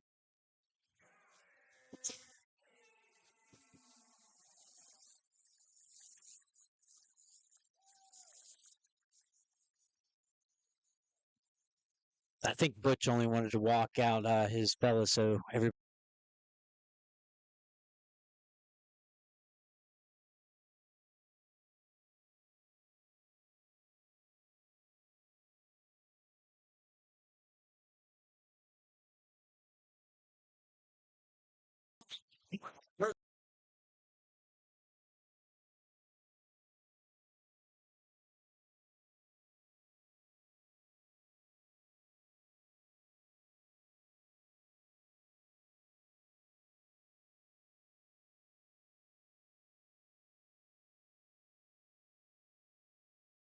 Childs in tow, ladies and gentlemen, walking his fighter out.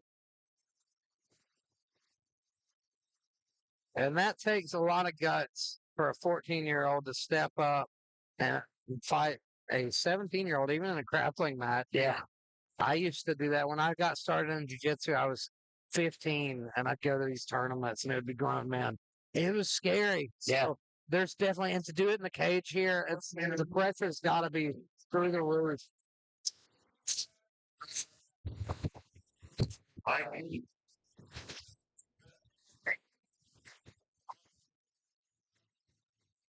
Huh. Oh, that's.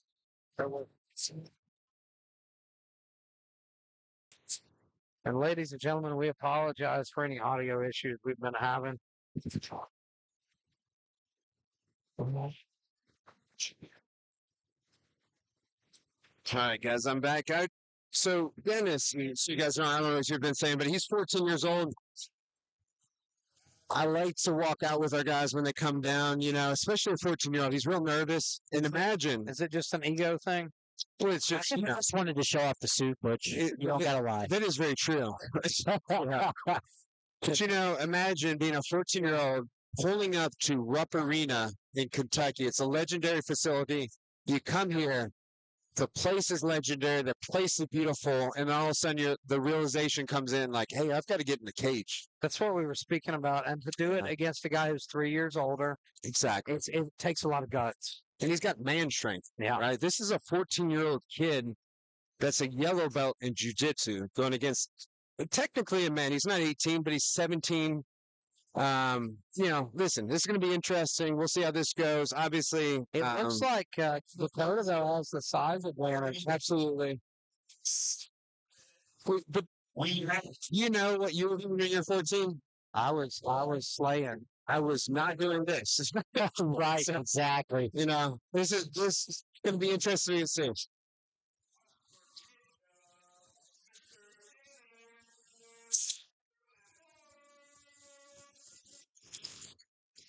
His mom is going to be excited. Yeah.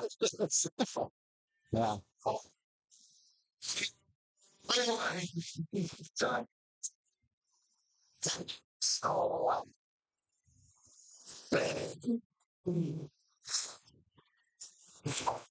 And we will see how that goes. We've got a karate school here. Some karate gyms, they do a lot of grappling. We'll see up against a Butch Hiles BJJ fighter. And you know what? He was listed as a blue belt, right? So I mean, on paper, Dennis is outmatched, but we'll see what happens. And listen, this is for experience. we're going to be happy either way this goes. But I'm Like, excited. if you're competing at this age like that, win or lose, you're a winner. It's experience, exactly. Absolutely.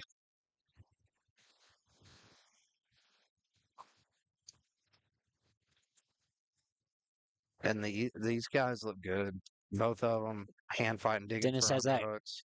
one collar over there. Single collar tie there. And he's got that. He's pushing that shoulder. Both guys just fighting for position Yep. here, though. Absolutely. You know, Dennis is 14. He hasn't wrestled before. I noticed his opponent was working some takedowns off the cage. They're not on the cage right now. So it's going to be interesting how this goes. Dennis didn't wrestle. He plays some football. He shot from a little too far away there. Still able to secure the Dennis is on top now. He's up on top, position. but he's. I can't tell if he's working for a guillotine. It looks like he's safe. It's definitely an odd camera angle. we don't have anything on monitor right now. But, you know, Dennis is on top. I think he's got side body here You from what have we a can see. good view, though, ladies and gentlemen, Yeah, of the absolutely. referee's shoes. This is going to be interesting.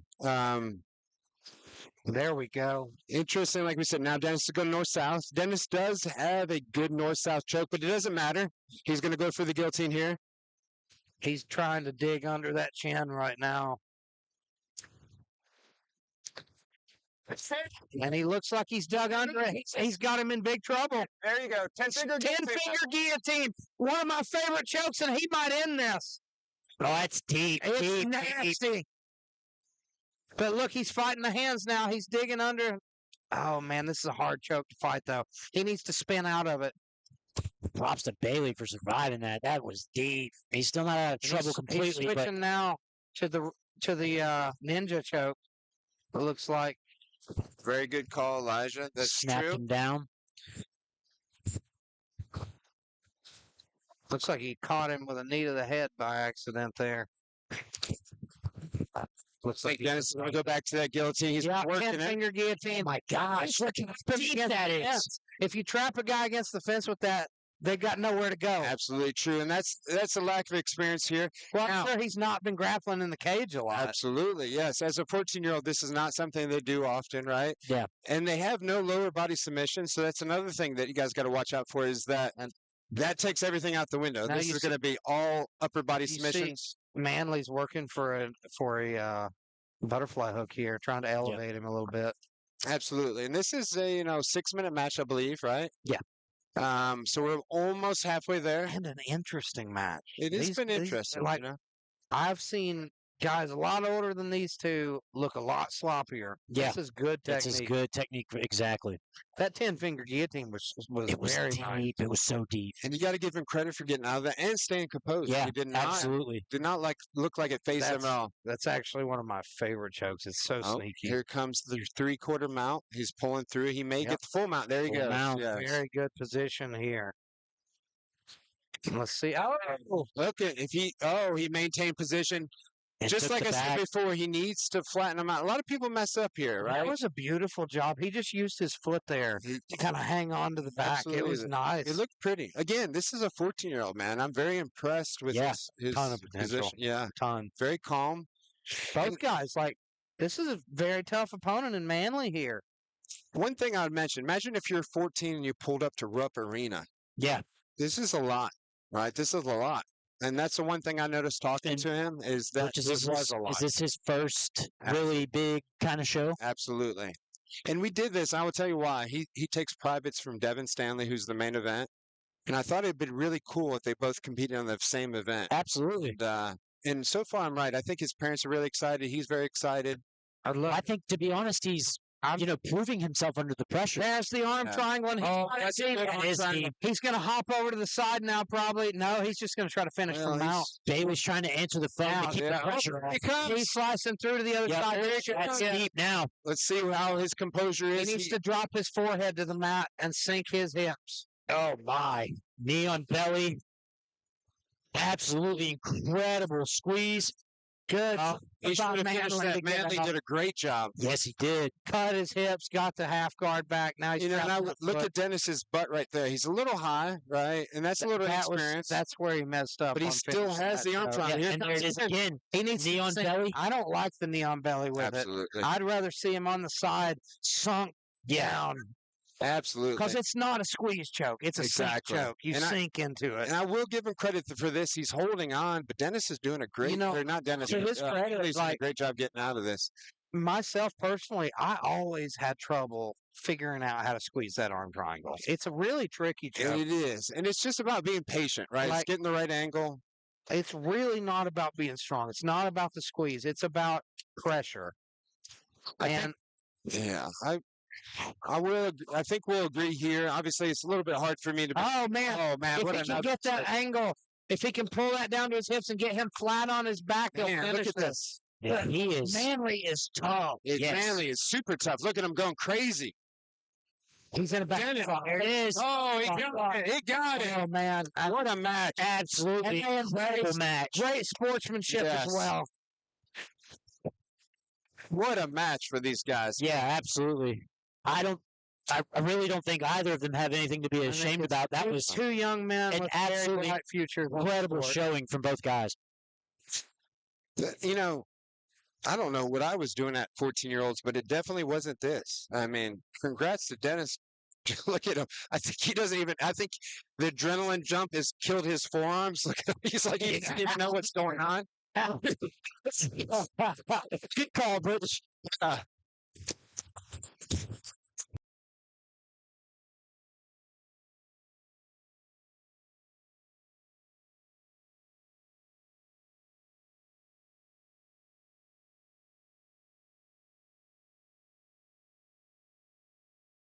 Look at Colton. Again, I had to get off the mic for there a second, but I've been in Dennis's position, meaning I had the same adrenaline dump and I could not straighten my fingers. He's going through the same thing that I've been through before. So funny. Skins are dead. Yes. He's going to be ready for bed in about 10 Yeah. minutes. Yeah.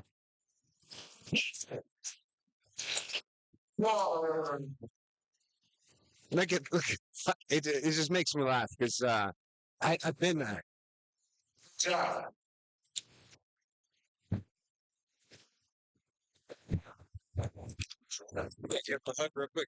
Incredible show.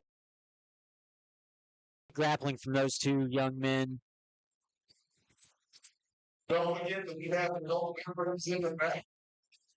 Sylvester getting right Preston, the number 3 to your left.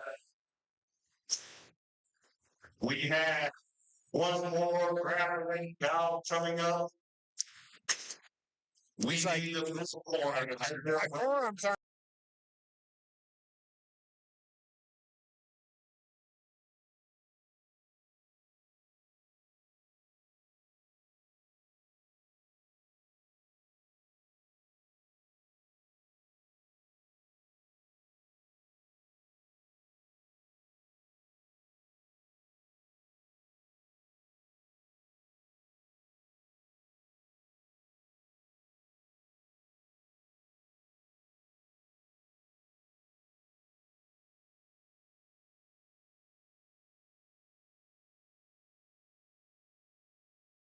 You know, for people that don't know Zach, he's a little unassuming. If you look at him, he doesn't have the most athletic build, but he's probably one of the best grapplers in all of West Virginia and Kentucky.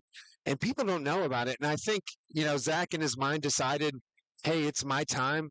I need to spend a little bit of time on me. And he took it over or sent it over to Eric Swan. And 2024 is going to be the year of Zach Wilds, I hope.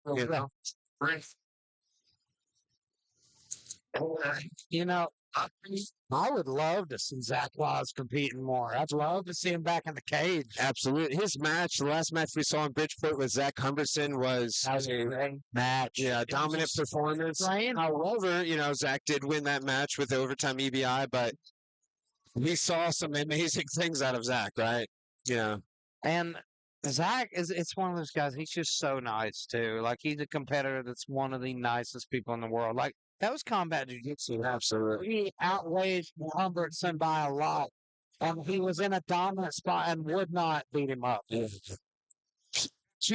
listen, it was a battle of his axe. Those two are great ambassadors of the sport. Yeah. We love those guys, and I can't wait to see either one of them compete again. Wow. And we see Ben Rose here standing across the Arbor Noble. I don't know a lot about Benjamin Rose. I don't know if you guys do. Do you know what belt he is by chance or not? I don't. I would assume he's a white belt. Judging by how young Arthur Noble is. Mr. Noble, definitely a younger guy. Training out a hybrid again. We get to see another hybrid guy compete. You know, if I was going to judge them on haircuts, I'm going to go with Benjamin. I do like his haircut a lot more than the other guy. I disagree completely. I think Arthur Noble's mullet is incredible. Yeah, I'm just playing. This is going to be fun. Good positioning for both of those guys. Yeah. Good feints. Nice clinch. Both of them got something and he's here. Got the back. Let's see what he can do with it. Uh-oh. Big slam. And he's caught in the guillotine. He's in a match. Oh, he's letting it go. He was Interesting. almost in a terrible position, but that was a great slam. Yeah, look at his posture there from guard, meaning Arthur. Arthur's posture looks beautiful from guard. He's staying nice and upright. And the reason that's good is it keeps you away from submissions. Let's see how his guard passing ability is. He's keeping his left leg back, which is nice. Put his right leg in the hips, the tailbone there, trying to offset the hips. However, I do not like when he just pushes the knee down. That can lead to some problems. But however, they look very composed, both of them. That's a nice high guard there. He's digging that elbow into that thigh. That's so annoying. You know, the other thing, when you go that high posture, you're very vulnerable to just a basic hip bump sweep. So we'll see if Benjamin throws that on there. But right now, it would be a good hip bump sweep. One thing I've heard, and tell me if I'm wrong, Butch, you don't want to be in the middle. You want to be either crushing on top, like close, Absolutely. or completely postured. If you hang out there in the middle, that's when you get in trouble. Yeah, and absolutely. You know, here's the thing. You know, he's good at guard, meaning... Is he trying to sneak an Ezekiel there, guys? Looks like he is. Yeah. I'm not sure. No. Hey, I think he did go for an Ezekiel, though, from full guard, which is something sometimes you can catch, but it's hard. It's hard, dude. There we go. So if I was Benjamin right now, I'd take my right hand right there. There you go. Don't worry about the guillotine. Go for the hip bump sweep. Or clear your hips and get back to a dominant position. Here comes the strike. Spot it. Oh, he's got it. He switched to an inverted armbar. I'd love to see. Oh, it's going to be difficult to get. He's got to clear those feet. Position now. Yeah. It's that swim through those legs. Yeah, he didn't get anything. He just let go. I don't know why. Not good at all. It just shows his inexperience there. He didn't know what he had because he was in the more dominant spot, and now he's caught. Oh, he's getting his back taken because he's just not being active right there. He better come back from this because that was a lot of lazy jiu-jitsu. Let's be honest right there. Like, listen, and I'm being a little harsh on him because I know those guys. I think the big thing is just inexperience. 100%. Like, he didn't know to pull his shin down to change the angle on that triangle. Yeah. Like, but he knew what he was doing going for it. Like, that's what, like, he's getting there. Yeah, and I think they would understand, meaning Zach and Eric and those guys. I've been a little hard on him because I know he knows better. And his entry into that was very nice. Like, he his heart was in the right place. It was. He just missed a couple. Spot. Bad spot, though. He's getting a little stretched out. If he could cut his hips now. And but he does have the leg, so if he turns right here, he's got a nice... recover half guard. If he pushes that knee, cuts his hips. And that's all he's missing is the switch in the hips, right? Mm-hmm. And now he's in three-quarter mount, full mount now, and possibly getting his back taken. He looks like he's in some trouble. We'll see if he can recover here. Oh, nice reversal. What a beautiful reversal. This has been a good match. It has, because he was in a lot of bad positions there. Oh, he's in a triangle of his own. Now, let's see. And yes, it looks like he's changing the angle. He's doing it right. And I don't think he's. Oh, yes. He's going to slam. Nice slam. But he got in a worse triangle. It's in deeper now. Let's see how strong he is. He might go out. He's got to get that elbow to his left. The angle's a little weird. Oh, he's in some trouble. Oh, he got it. What? Just back. Get up. Let's go. Wow. Get up. Yeah, look. I think he's amazed he got out instead of going for the attack. Let's go. This is a strange moment in this match. Yeah, let's go. Both of them like, what am I doing right now? Let's go. Let's see. And another big slam. Here comes the big slam. Oh, come on. And he just slung him. He's in deep half now. There's a good sweep. He could get a sweep right here. There we go. There we go. And again, I'm not rooting for either one. He's got a good deep half position. I'm impressed by this. And that headlock's not going to do much for him. Listen, Benjamin's got. Look here, dart. Good dart choke. Yep. And he's caught. It's not. That's a deep one. The bite's not too deep with the arm now. He needs to readjust it. He needs. Oh, yeah, those are the shoulder. Absolutely, those are hard to finish from half guard. Listen, but right here, again, notice he has a good hip bump sweep that he could go for, but he goes for the guillotine and gets nothing. So my suggestion would be stop with the guillotine. It's not improving anything. The hip bump or Kimura. It's same position. But here comes the triangle again. But he's wise to it now. Absolutely. All right, here's the back. Go to the top. Look, he should have a reversal here. Let's see if he's trying to sneak up the guillotine. But he's not being aggressive. A lot of laziness right here. That was strange. And again, I'm sorry for Benjamin. I'm being a little bit critical here. I would say it's kind of hard to not be critical as a black belt. Yeah. Excused, Butch. Yeah, well, but I know his team, and I know, but they're doing fine. And again, I'm sorry for being critical here, but he's in full mount. You guys got to step it up. You're making Butch sick. No, Arthur's doing a great job. And that's the other thing. I don't want to make sure that, look at that. Wow. Straight ankle lock. Pulled it out of nowhere. Hey. Benjamin should walk over here and tell me to shut the F up. Good job with his ashy single X to straight ankle lock. But you got to wonder. You got to wonder. I wonder if here's this one. The next fight here, I wanted to go over with you, Elijah. So Dustin pulling. And the only reason I want to go over this one is because he's from Charleston, West Virginia, where I'm from, and I've never heard of Dustin. I need to meet him after this, but he is fighting for a greater cause. Yeah. We'll get to that in a second, but I wanted to just mention that for a second. Let's see here.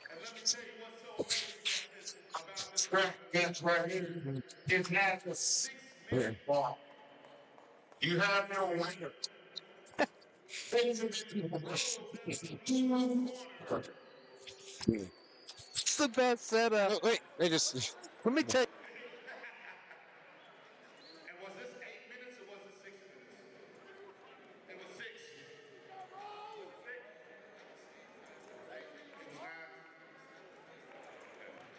I love it. I'm enjoying it so much. He's doing a great job. Appreciate it. Yeah, he's doing a great job. I'm not.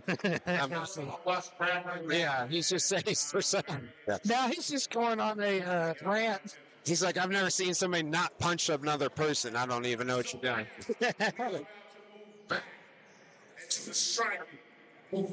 I would pay for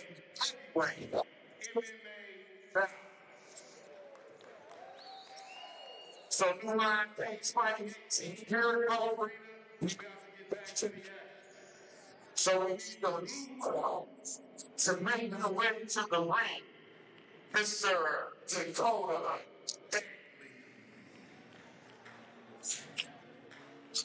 I like this song. I need this song like just videos of you. Just like take your shirt off. I think it would be pretty nice. I think we could hire JB to film that. Just watch it every night. A compilation of manly things, riding a horse shirtless. Yes. Stuff Putin does. Yeah. It's been a long time. I would pay an extra pay-per-view price to hear our ring announcer just go on stream of consciousness rants in between fights.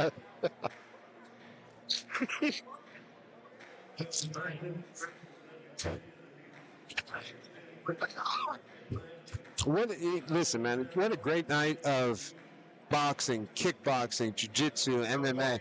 There's not been one that hasn't impressed me. I mean, I know I'm not special, but hopefully you agree. This has been amazing. It's how good going. Hey, you are special. Yeah. Special something. We got Fat Thor coming. Oh, the best nickname in MMA. Fat Thor. And Yeah, listen, he's not that fat. no, it's true. He's actually not. mid-sized Thor. Mid-sized Thor comes in the ring. He's training out of Hyden, Kentucky.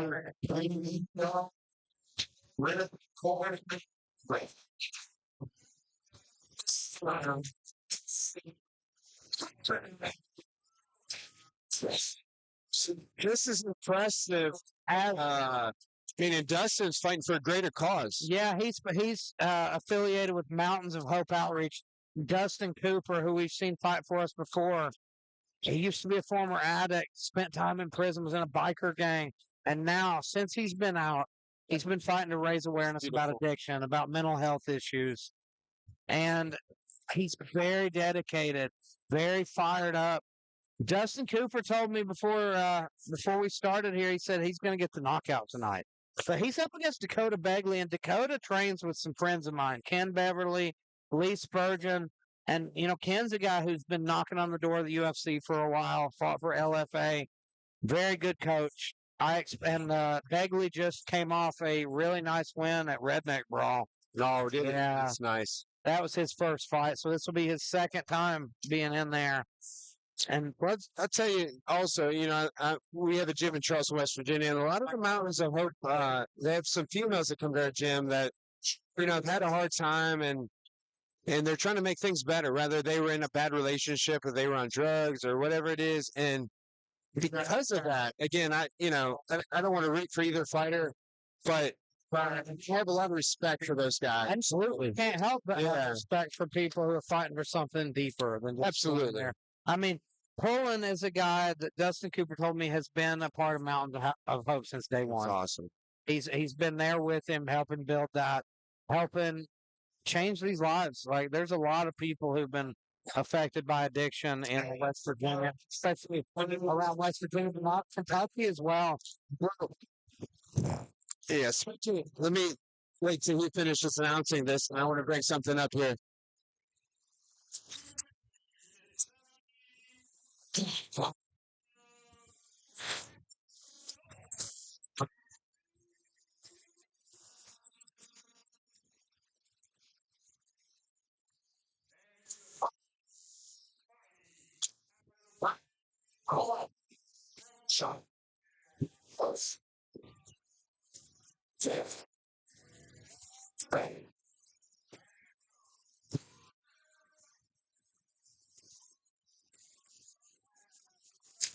So this is what I want to bring up. And again, I was in the back, so I don't know if you guys did, but speaking of addiction, I wanted to bring up Stephen Kung Fu McGrew. Did you guys bring that up before I got here? Yeah, we lost one of our own not long ago. We saw Stephen Kung Fu McGrew on the last card. We talked about his struggles with addiction, and unfortunately, he lost the battle. He lost his life. That's why what Dustin Pullen's doing here is so important. And it is. And people don't understand. Oh, big shots. But he got caught. Fat Thor was coming on strong and got cracked coming in. And Man, these guys are composed. they're throwing big shots too. Hard. They're composed. Shots. Still breathing out the nose. Oh, sloppy man. overhand right, but that's okay. They're composed. Came up short on it. Yeah. Threw it from too far away. There you go. But again, not to shortchange Steven here, but, Steven's last fight, he cried, right, at the end when he talked to you, how he overcame everything.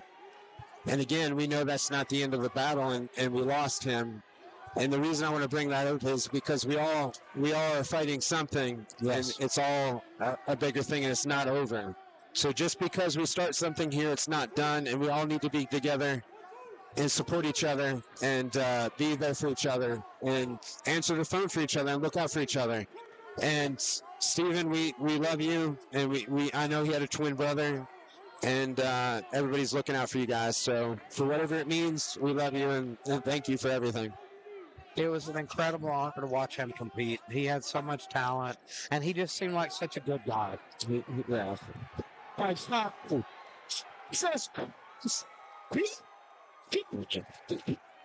Dustin Cooper called it. He said he's going to come in there and knock him out. That's exactly what he did. That's a great shot. Beautiful performance. I'm going to go talk to this man. We'll talk a little bit about that stuff. Bring that up, man. He needs this. This is big for everybody.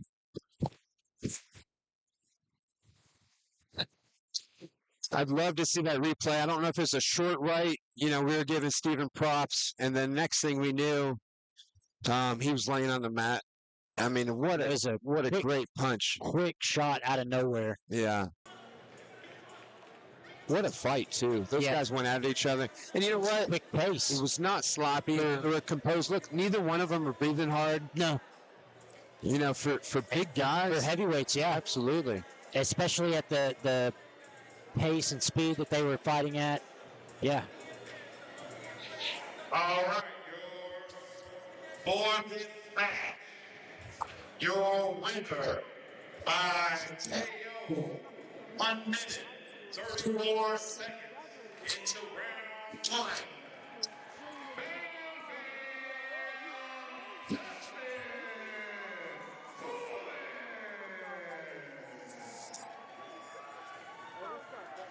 And Elijah standing by with Dustin pulling.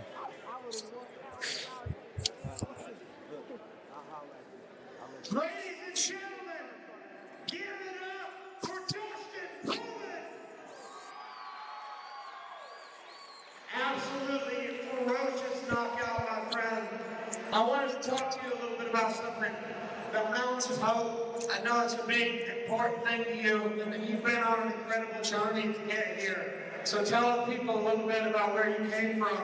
Oh, look at the sun there. Well, Beautiful. the deepest, darkest place I could be in life. And I made a change. My beautiful kids, my family, and it wasn't me. Mountains of Hope is a big part of me coming back and doing what I need to do. For anybody out there struggling with drug addiction or anything, you guys can do it. I did it. I've been clean for like over 2 years, and I'm still going. So, anybody out there struggling, just know you can do it.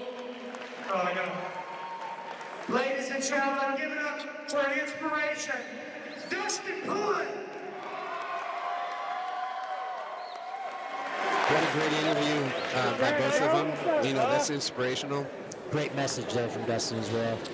And exactly what we said, man. It's a never-ending battle. I've never had addiction problems, but it doesn't stop. Right? And just like you said, when Steven thought it was over the last fight, he gave us all props. Now we don't have him. Right? We need to stay on it. Drug addiction overcome. There you go. Also make it right here in this ring. So that is something special, and it is amazing what the fight game can do for you in your life. It'll change Great your message. life, brother. We just had a three-man. So let's get to our next bout. Nobody joined. Our next bout will be a featherweight kickboxing bout. It was awesome. What a great fight, right? Guys, we'd love to see each other shout, too. Here's your face there, Elijah. Ladies and gentlemen, coming to the cage. Oh, shit, listen to that music. It's Hugh Wynn. Yeah. That is his actual name. Q Win. I think you got to be a winner. You got a name like that, you got to win. Yeah. All right, let's go. I feel like he should have came out to the song, All I Do Is Win. Let's go. Mr. But that's okay. Opportunity missed. You know, See, that might not be him. Matt Justice. Oh, yeah, we got Matt Justice. if he does not come out to that song, I will still be mad at Hugh Win. Still have a chance. Yeah. Matt Justice, let's talk a little bit about him. Nickname Pretty Boy. And he's training, I think he trains a little bit with Figure Four Fight Academy, Mahler Gym. He lost via armbar in his debut, then he lost by decision next fight. He's 0-2, looking to make a comeback here. Got a lot of experience. Lexington's finest EMT. So what do you guys think on this one? Do you think, so we're going to watch this one, but it's another 145-pound kickboxing match. How do you think, do you think these guys will be in line with Hunter Preston and TJ Arthur? Or, I mean, obviously they're saying we don't know, but Guess what? There's only one way to find out. absolutely.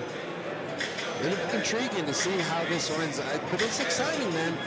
As we saw with the last one, their pace was impeccable. They were not tired. That was a hell of a fight. If this one lives up to the last one, It's going to be tough. it's going to be beautiful. To have a performance like Hunter Preston did. Look at him out there. You can already tell. He don't look like he's going to get tired. And that's the thing, he's coming from MMA into kickboxing. Yeah. So I'm wondering if he just, I'm tired of grappling. I like to strike, so I'm going to kickbox. You see that happen quite a bit. Guys feel like MMA drags them out of their wheelhouse. Absolutely. They get tired of dealing with it. Tired of having to go to wrestling practice all the time. Absolutely. You know, we're in a strange sport, man. You know, there's a lot going on. You got to box, you got to wrestle, you got to kickbox, you got to do jiu-jitsu. And, you know, it takes a special person to want to do all that stuff. And here we see coming to the cage, it's Hugh Wynn. It looks like he has a sick ponytail.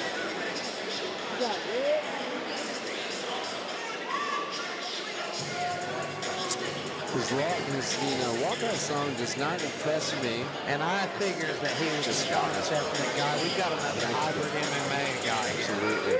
Same weight class as Hunter Preston. You know those guys have been putting in the rounds together. Yes. Same kind of short, you know, they're beating the crap out of each other. They're wearing the same clothes. And you hear They're that ready crowd, to kill each other. that crowd's Yeah. coming alive. You can see on his face, he looks ready for battle. He definitely looks dangerous, very focused. So if we go by the last guy, I mean, the pace was impeccable. Do you feel like the pace will be this high? We'll see. That's Yeah. the thing.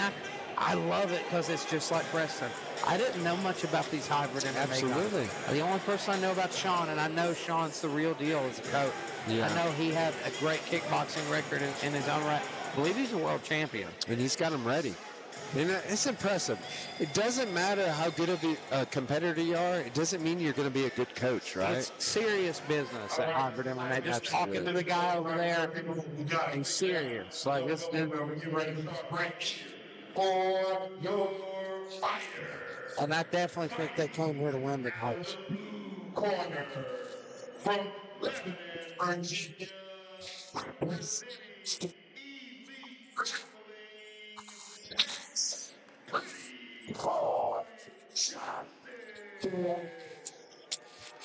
We've had a couple elite guys on here, right? Yeah, Mason Hess from earlier.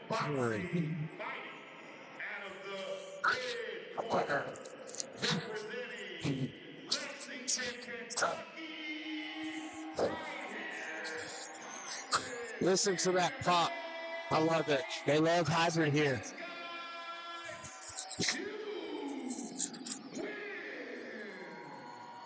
Ooh, it's going to be exciting. Yeah. Both of these guys look in very good shape. Yeah, the crowd's into it. So what do you think about Matt Justice? Looks like he's got a sleeve on his left leg here. We'll see if that's a problem. Yeah, I wondered Oh, I about saw that when I that. saw him warming up. It makes you wonder if there's something going on with that knee. Let's see if he throws any kicks, if he's got a problem. He threw that left leg. The shin guards are Oh, nice flying knee. for Hugh. Nice teep kick with his right leg. Oh, another right high kick. I mean, again, these guys are super active. Fast body Yeah. kick from Hugh Wynn.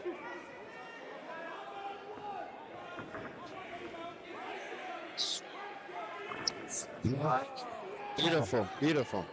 And it was checked. Justice hit him with a nice left hook there just a second ago. Wow, these guys are From Justice. hanging in the pocket trading. Oh, nice. Look at that. Oh, wow. Got caught there. Yeah. Coming in. The hands took care of the kicks right there, right? This is a good match. Yes, sir. This first round, you know, the first minute and a half, 2 minutes is always interesting, right? Because we get the adrenaline dump. They're all hyped up. And then we get to start to see the technique at the end of the round. Hugh landed the low kick, but then got caught with the counter. Interesting. Huh? Man, Justice loaded up on that one and whipped the big one.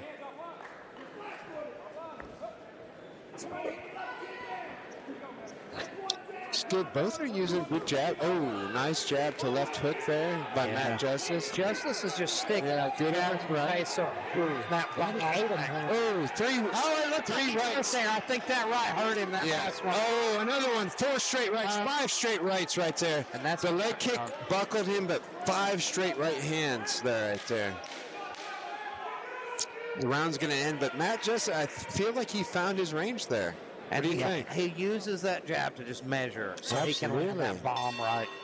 He's got a nice overhand right, doesn't he? It's like a looping right, just right over the hands that he sets up with the left And I'm front sure kick. it comes at a weird angle. too. Absolutely. It's tough to deal with. I feel like he just found his range, so let's see if he continues round 2. Up until that point, it was very even. Pretty even, yeah, absolutely. But all of a sudden, he found his range, and those right hands, he threw literally 5 straight right there in the hands. corner, he flipped the switch. Absolutely. And he definitely won that round, right? He stole it at the end. Yeah. It was back and forth, close, but I do think that he's got more pop. The shots he's landing are affecting you more than you shots are affecting him. Absolutely. There's something about that looping overhand right. Like, I've never been a good overhand right person. I'm a tall fighter, so tall fighters typically throw straight fighters or straight punches. Shorter fighters throw the overhand right to get inside, right? So it's not something that was in my wheelhouse. However, when that lands, it's coming at such a weird angle that it kind of freezes you up, right? Yes, sir. You got to cover your head, and then all of a sudden now they're inside of you and they're hitting inside kicks, knees, whatever. They're getting the clinch. It's a good technique, and he was landing it over and over and over. It's always interesting, too, to watch these amateurs have to deal with their shin pads and their headgear and everything else, right? This crowd is going off for UN. Yes, they are. As they should, man. Listen, support your hometown hero, man. I love that. Oh, man, what a left. Oh, Big man, body these guys shot. are going at it. Look at that. Oh. Nice overhand right to exit. Again, that's what I'm saying. Sometimes you think punches or kicks land harder because they're screwing with their shin pads or their headgear or whatever, and these guys are going at it. Look at that. Oh, man. That's a nice left. I definitely think that Justice is turning the tide of this fight. Absolutely. And the momentum shifting toward him. Oh. That's a nice low kick. Oh. That's a nice left there from Hugh. Yeah. Absolutely. Another really excellent fight from 2 excellent gyms. Look at the kicks Nice and punches. body kick Beautiful. from Justice. Look at those guys. Beautiful, guys. Look at that. And then Kicks, goes with a left punches. hand to the body. Look at that knee. And it hurt him. And it hurt him. It hurt to the body very bad. And he was hurt. That was not a fight. Look, he may barely make it up. That knee absolutely crumpled him. He's hurting still. I don't know if he's... Look at his eyes there. Look at him. We can see perfect angle. It's over. He's hurting. Yep. Oh, they stop. Win loses.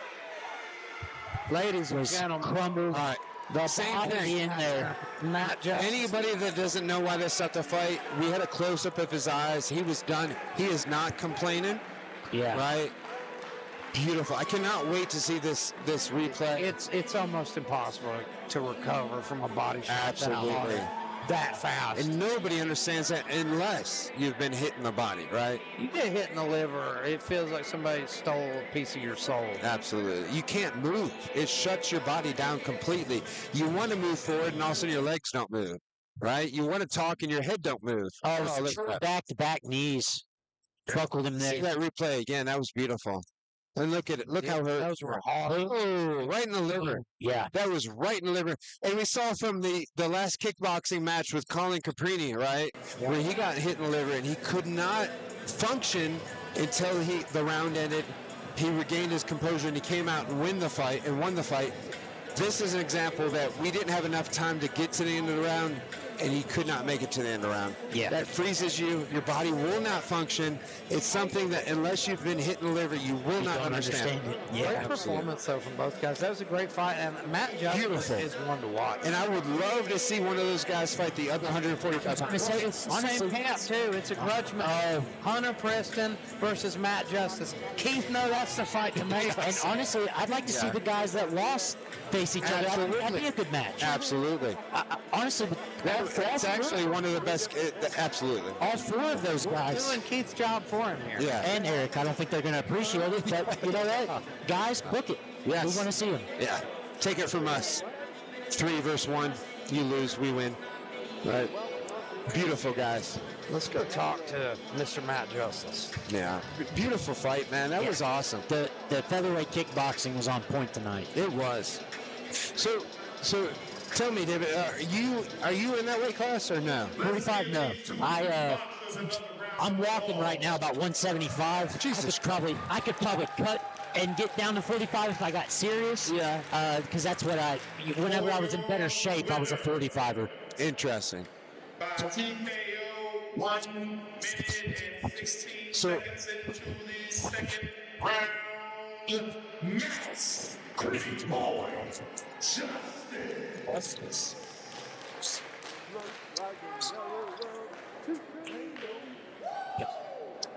Ladies and gentlemen, give it up for Matt Justice. My friend, that was a beautiful performance. Body shots ended the fight. Those knees to the body were beautiful. Talk me through the end there. I've been practicing a little bit in the gym, been working on my knees heavy. I know if he just came in the range, I landed one, I knew it'd be clean. So, Now, I believe you came from MMA. This is the first time in kickboxing. You think you're going to stick around here? You feel more comfortable there? I'm gonna be here for a while. I'm gonna go back to MMA. I'm just using this as experience. So, tell me, what's it feel like stopping a guy, first kickboxing match ever? It feels good, I ain't gonna lie. But that's what we're here for, baby. That's what we're here for, baby. Ladies and gentlemen, give it up for Matt, Pretty Boy Justice.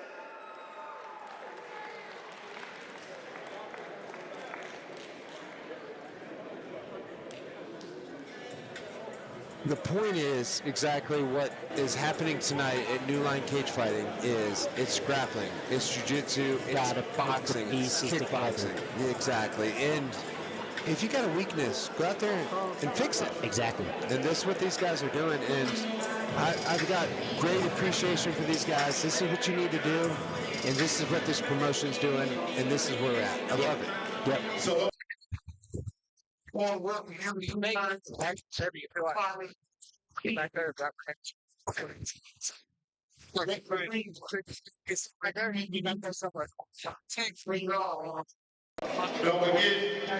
we have adult beverages in the back, in the corner.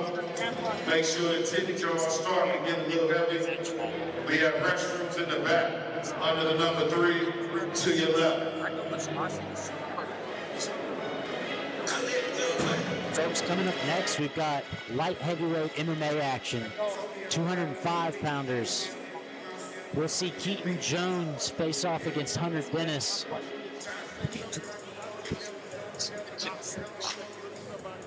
Welcome to my life.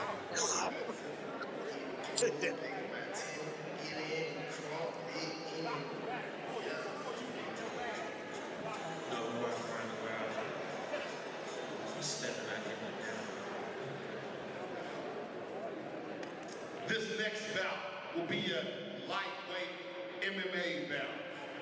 So we need the blue corner to make their way to the ring. Mr. Hunter Dennis.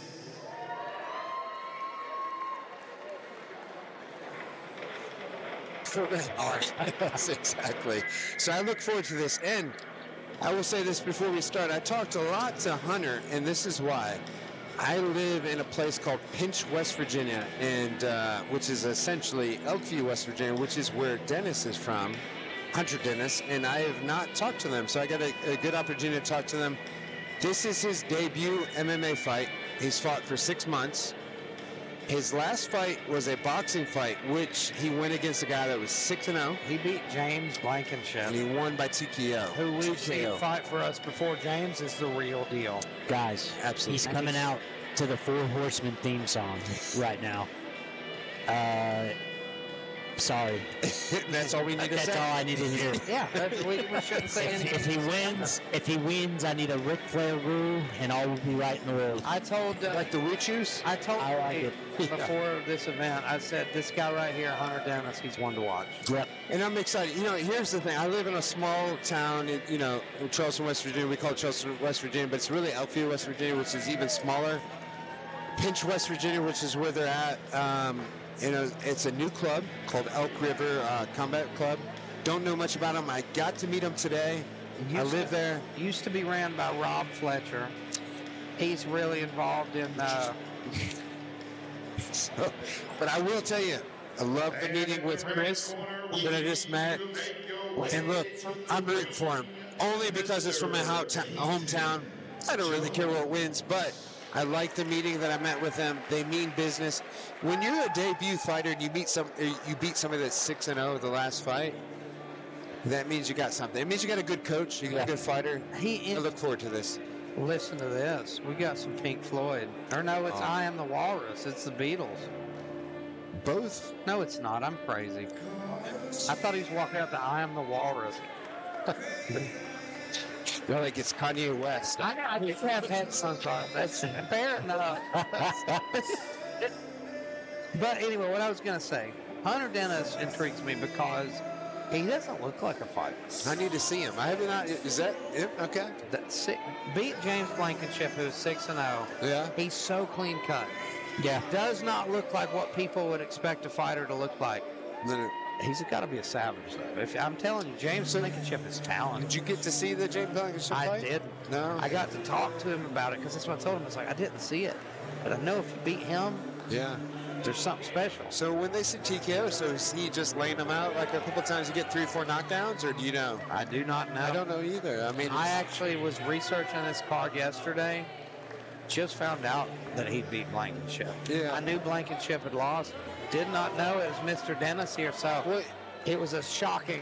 imagine being a debut fighter and beating a guy that's 6-0. That's impressive. That shouldn't even happen. That's impressive. Yeah, absolutely. But speaking of Keaton Jones, Keaton's from right here in Lexington. And for this lightweight Hometown guy. MMA bout, we have fighting to the blue corner, representing Elkview Combat Sports from Elkview, West Virginia, Mr. Hunter Dennis. Props to Elkview, West Virginia. You know, 2016, we had a giant flood in Elkview, West Virginia. We lost a whole entire high school. Wow. And just recently, Brad Paisley came down and did a concert. Listen, that's like 10 years later, basically, to revive the Elkview High School, which is impressive.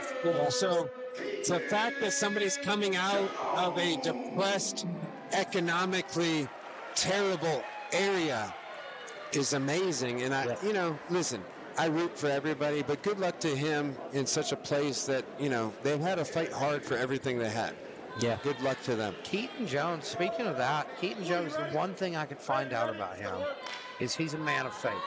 I love Part of Three Trees Church here, Interesting. and I think that's a huge part of his life. It is. I'm excited to see what he's got. 'Cause he's one of those unknown quantities. And he's up against a very tough guy. Oh, Nice high kick. Barely missing there. I'm assuming, look, those kicks are kind of slightly karate kicks, Right right? on the front leg, they're very Absolutely. fast. Definitely traditional martial artist. I It think. reminds me, and people that don't know the difference, right? Karate, Oh, beautiful push kick. Yes. This is good. basically freeze tag. Whoever hits each other first is the best, right? It doesn't mean it's going to be powerful. Yeah, that's 100% a karate I'm background. sure going to be fast. And he's switching as well. Oh, and he Yeah. caught him. You see, not much power on that high kick. Not a lot of power, but they're going to land, They're right? sneaky. And listen, It may not have a lot of power, but the judges are watching. Exactly. He's scoring points right now. His stance, too, definitely karate. 100%. Well, there was some heat on that one a little Even bit. that one, right? Like, even if that landed straight on the face, Oh, if you land Probably not gonna knock the him. dome Yeah. on that, you're going to get a knockout, most so likely. let's see if Hunter Dennis has got a little bit more power behind his punch. He hasn't thrown anything quite yet, right? He's measuring him with that left hand right there. Let's see if he's got more power behind that. I'll be interested to see. So far, a little tentative, right? I think that, Oh, that's a good right I hand. think the kicks have definitely thrown Dennis off. Yeah. He's not used to dealing with this style. It's his first MMA out, Nice and you kick. see he doesn't know how to deal with those kicks. It's a lot, right? It's action. It's I points. tell you what I'd like to see. I would like to see him go to the legs more, do a few low kicks, and then go high. Yeah, there's another little... That hand's Oh, going to look. drop. That's the thing. He's switching it. Oh, doesn't matter. Not a real takedown, right? Just a slip there. Yep. Keaton Jones is switching his stance a little bit. Look, he's got left leg forward right now, but every now and then he'll switch and put his right leg forward. But again, here it goes, right leg forward. They're just karate punches and kicks, right? They're not very powerful, but they're scoring. It almost looks like he's point fighting. I Exactly. mean, he basically is. And he's back to the left. Now he's back to the right. He's switching.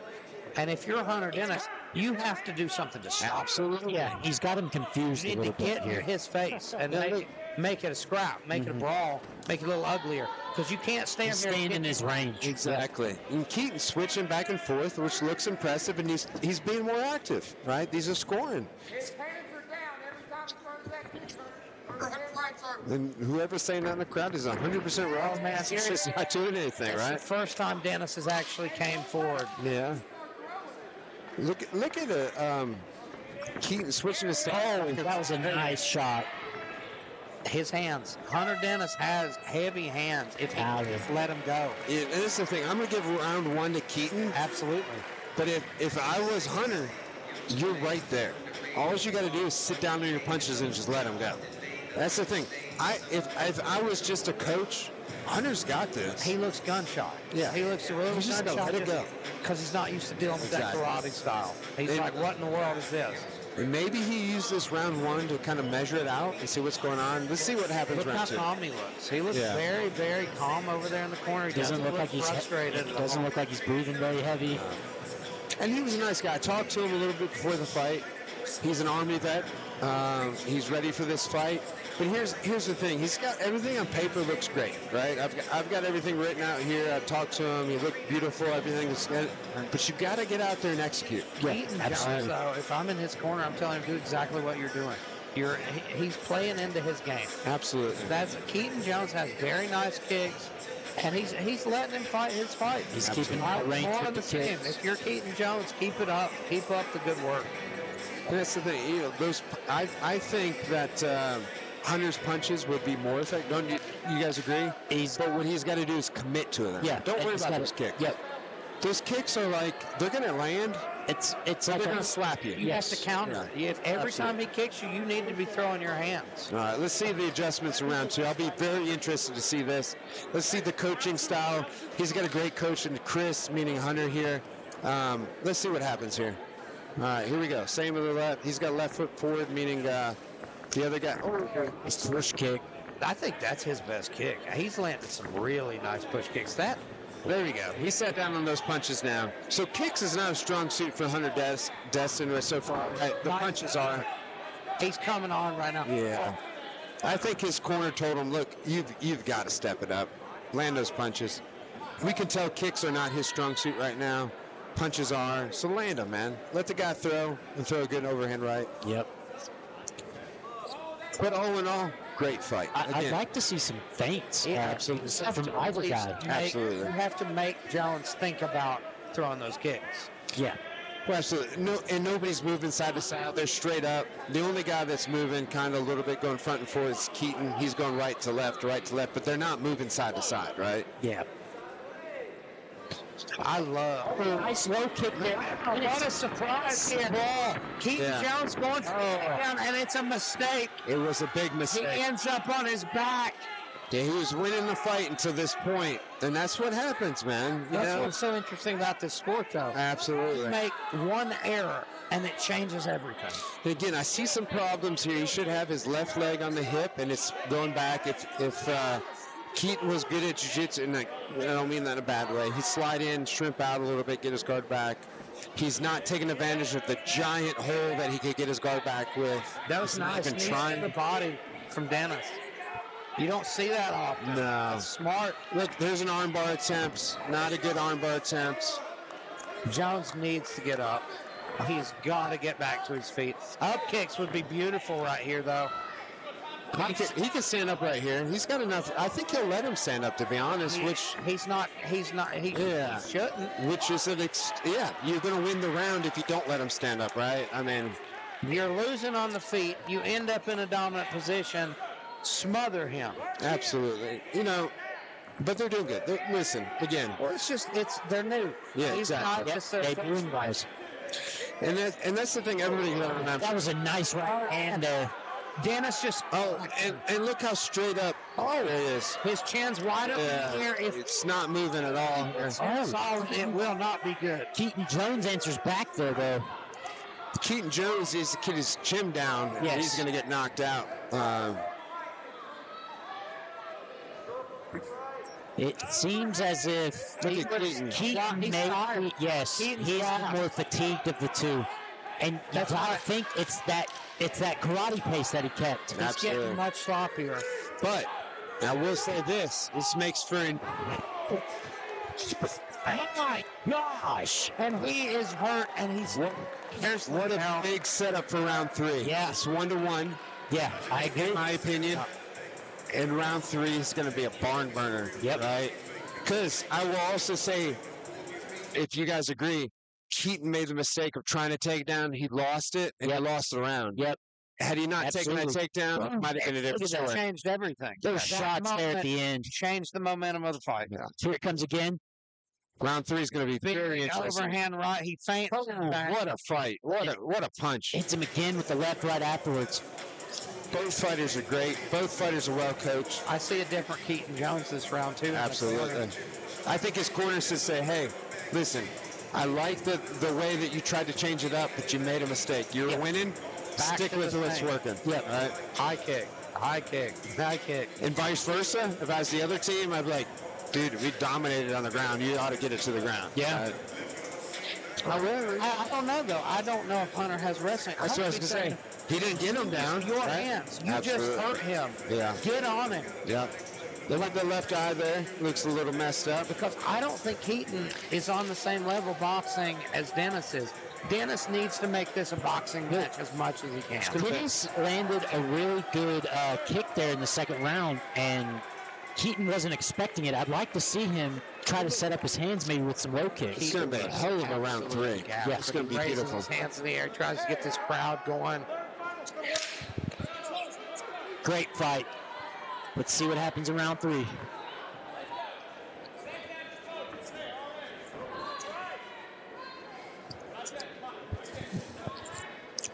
He's not got that snap that he had on that front kick that he did the earlier rounds as well. And that's fatigue. Still switching stances back and forth, meaning Keaton. Right leg forward now. Short like, Oh, man. That was a good shot by Keaton Jones. I think that was his best punch of the fight. Well, unfortunately, he's switching stances, which means he's going to land, but none of these are super powerful. So he's not doing a lot of damage to finish the fight, but they're landing to score. And I think that's the problem with point fighting in karate. Like, it's speed. It's not power. It's like we talked about earlier. Freeze tag. And when you're in MMA, you want to close the show. Yeah. You want to end this fight because anything can happen. We saw that earlier. One mistake, and then you're in some trouble, right? So did right Dennis leg is in forward. distance. I'd like to see him let those hands go. Let's see if Keaton throws a good left. Nope, he switched to left, which means, switch back to the right. Elk River Pride. That's my hometown. Oh, big left hook. But again, it was great left hook, but it was one punch. You know what I mean? Yeah, he should have followed it up. Yeah. Oh. That karate style is landing a bunch of punches. There's a good right hook. Right now, he's got him in the range he wants him. Yep, He needs to get he his needs back to against just the cage. let him go. It's more of a volume versus power right now, right? Agreed. He's pot shotting him. Yes. Can't do that. Because guess what? When you pot shot, you lose range. Oh, he's coming the karate blitz. Jones is coming. The Bringing it on Machida, strong. yeah, whatever, Machida, you know what I'm saying. Yeah. Machida. Tito, the guy that's not. Oh, man, those good shots, guys. Hell of a round 3 again. Both not really dodging punches per se. I think he may have dropped him there. And that might change the whole course of the whole round, right? Yeah. But up until that point, I would argue that he was winning that round. He was. He was letting his hands go. Yeah. And he was getting the better Dennis on the feet. Side. Oh, that was a big punch from Dennis. And he's pot shots him, though. He doesn't follow up. He lands these massive shots and then does nothing with it. He stands there. It's going to be so hard for the judges. I'm glad. Oh, nice 1-2 from Keaton. Look at those. I heard Scott Kuhn describe it as this. He said he's admiring his work. Another right. This is such a close fight. It really is. Oh, another right here. Oh, right here. There we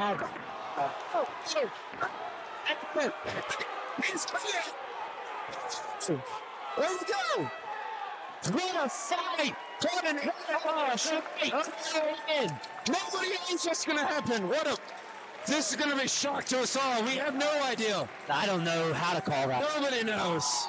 And to be honest, out of all the fights to go to the judges' scorecard, I believe this is the first one. Yeah. They each got dropped.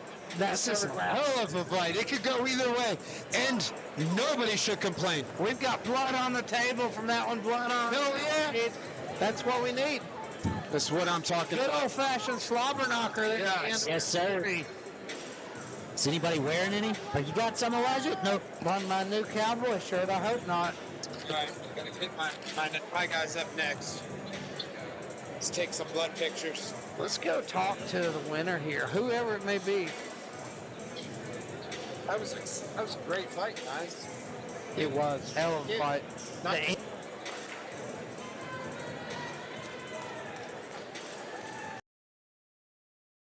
Well matched fight. Oh, yeah. Right.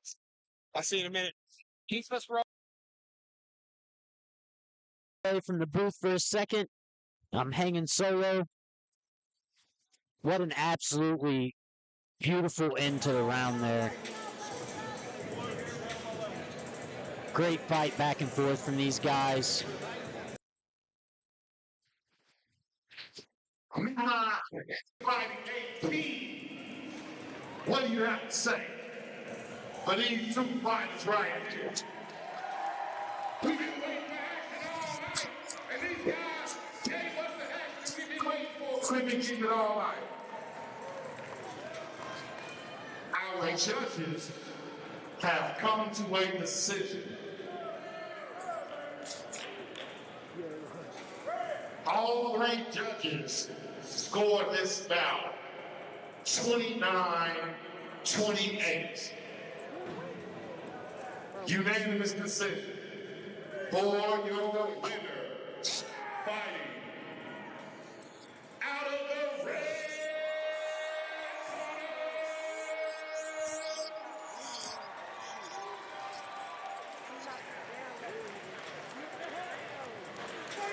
Ladies and gentlemen, give it up for your winner, Lexington's own Keaton Jones. My friend, that was an absolutely beautiful performance. First round, you looked fantastic. Looks like you're a traditional martial artist. I didn't know much about you coming in. Beautiful karate style. He had a hard time dealing with it. Second round, you ended up on your back. That was a tough round. And then that third one, it just turned into a good old-fashioned slobber knocker. So talk me through it. Well, man, first off, I gotta give praise and glory to my Lord and Savior Jesus Christ. I wouldn't be anywhere without him. So praise you, Jesus, for allowing me to have the ability to be in here. Second, I gotta give up Hunter, man.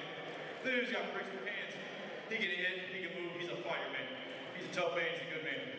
I don't think drop, for giving me the opportunity to work with me. I want to thank Brandon Kelly for allowing me to use his gym. But most of me, I'm just thankful to be here. Ladies and gentlemen, I think this is my pick for fight of the night so far.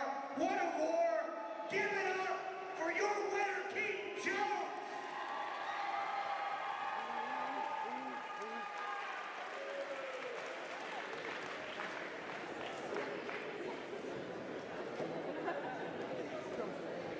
Definitely my pick for fight of the night, without a doubt. To this moment, definitely fight of the night. But we still have more bouts and more matches on the way. So someone may beat that fight. Someone may beat that fight, but you need to stay put so you can watch and see. Our next bout will be a grappling bout, no gi. So you know it takes a submission to win. Grappling bout takes a submission to win. So we need Jonathan Cooper. Make your way to the corner.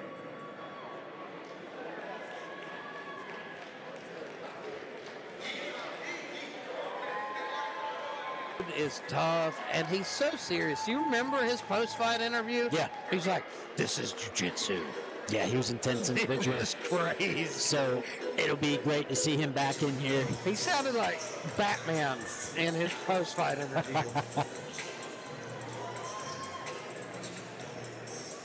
He's actually sounded like Bane's like, "I was born in the darkness." Like, it was that level of post-fight speech.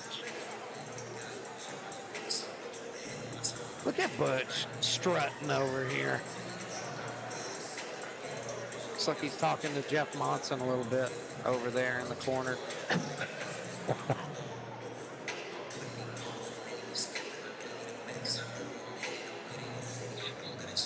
And the red, we need Mr. Will Pittman. Make your way to the ring.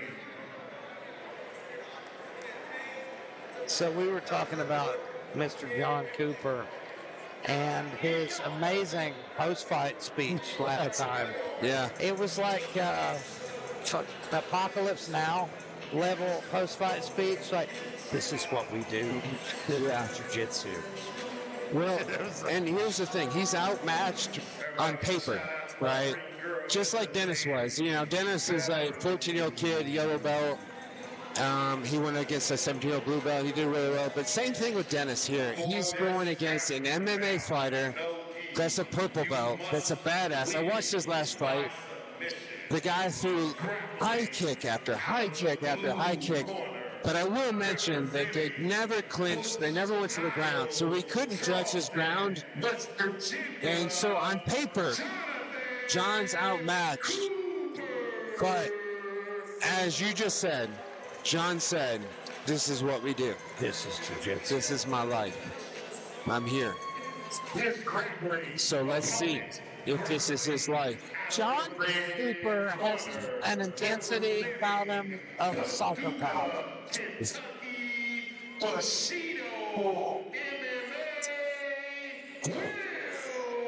And look at him.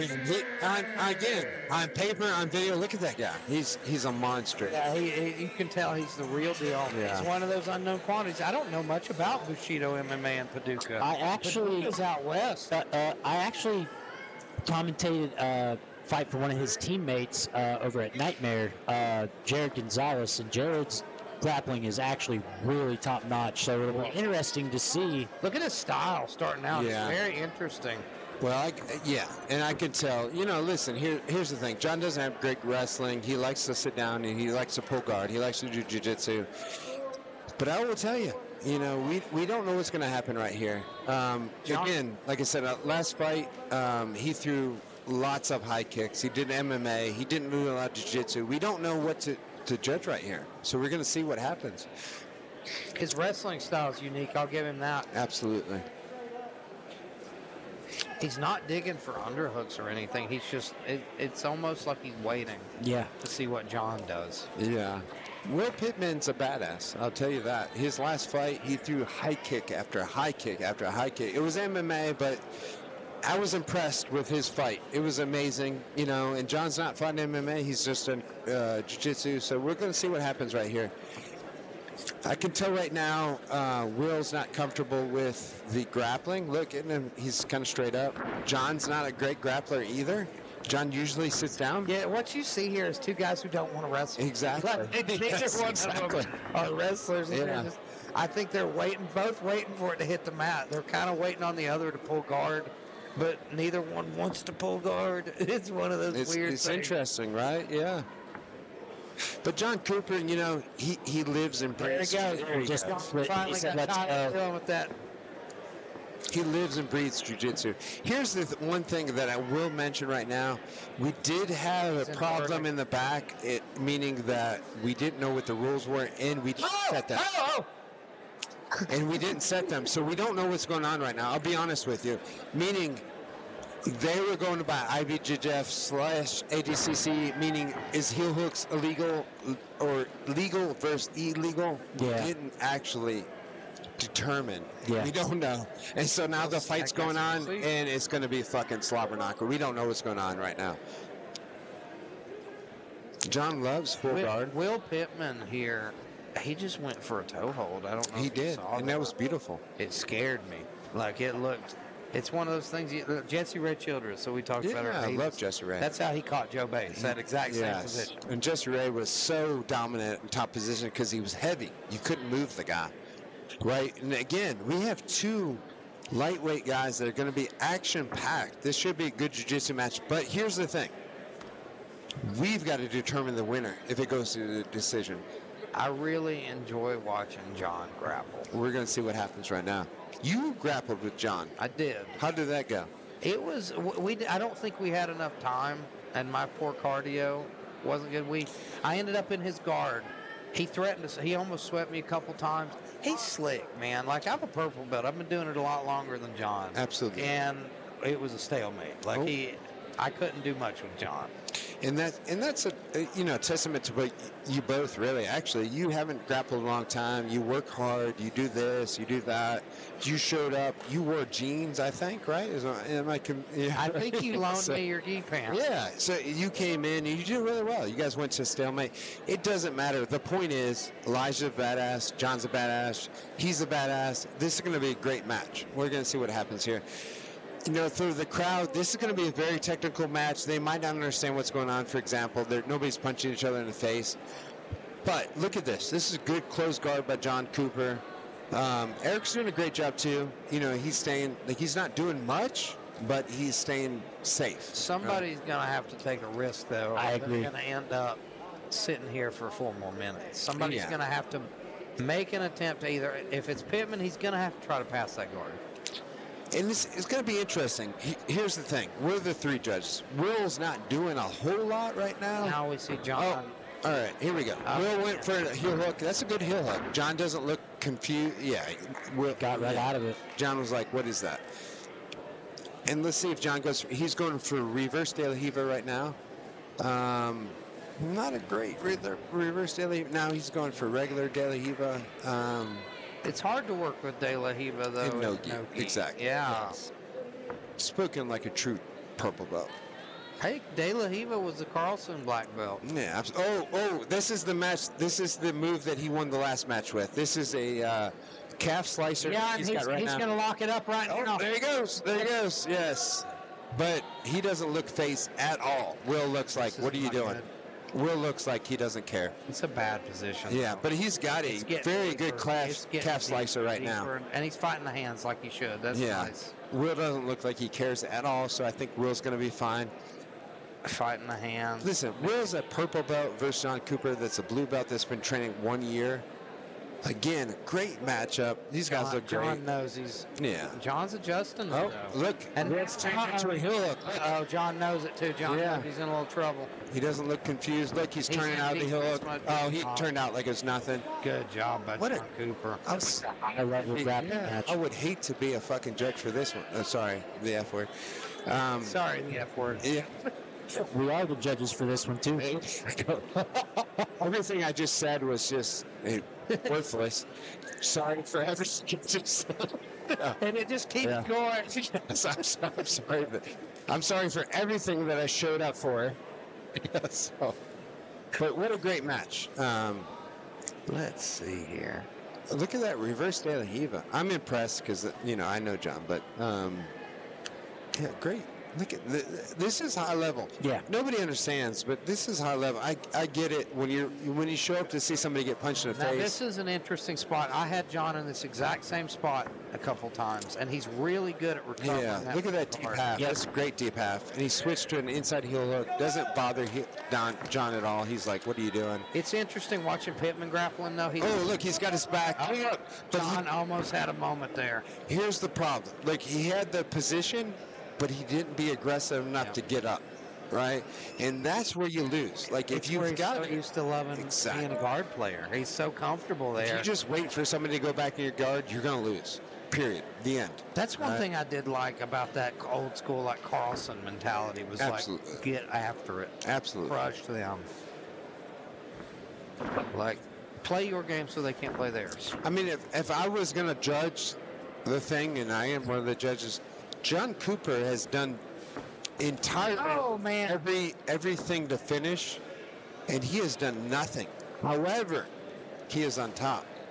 And that makes it confusing for the judges, right? Like, when a guy's on top and he's on top the whole time, it makes it hard to kind of judge the match. But he has literally done nothing. And Pittman has had his moments too, though, of like the submission attempts, the toe. Yeah, he's like it's a hard one. Yeah, it's a tough one. If nothing significant happens, I would almost be willing to call this a draw. Yeah. If we're looking at this round, if that's the real time, it's like, we're in some trouble. I see this as a draw. I see nothing. Yeah. I don't think it's fair to say either guy won or lost that match. No, absolutely. Because I've seen nothing. I've seen one guy stop decisions, and I've seen one guy go for decision. Right? Like, so draw on this one, boys. I think that's the only I think fair that's thing. a fair decision there. So I'm gonna take myself off of my as a person that's not for my gym. I saw one guy go for submissions, one guy avoid them. However, nothing happened. On that, I go draw. But he did have a few moments. So like the toe hold, I don't think it was that close. I didn't think it was. I can't justify giving one guy a victory over the other amount. They're too evenly matched. I agree. Okay. Devin, let's give these two grapplers another round of applause.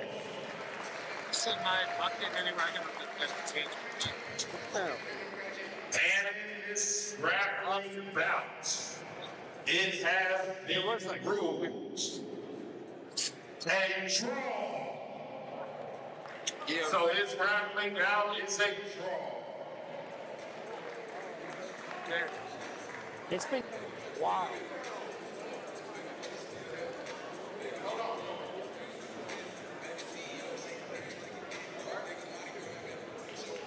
All right, so that grappling match was a draw. So no one won by submission, and it's a draw, so no one wins. So we will move on to our next grappling match.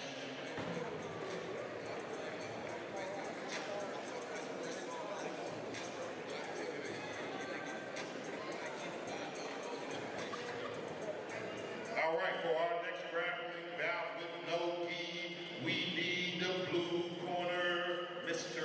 Colin Caprini.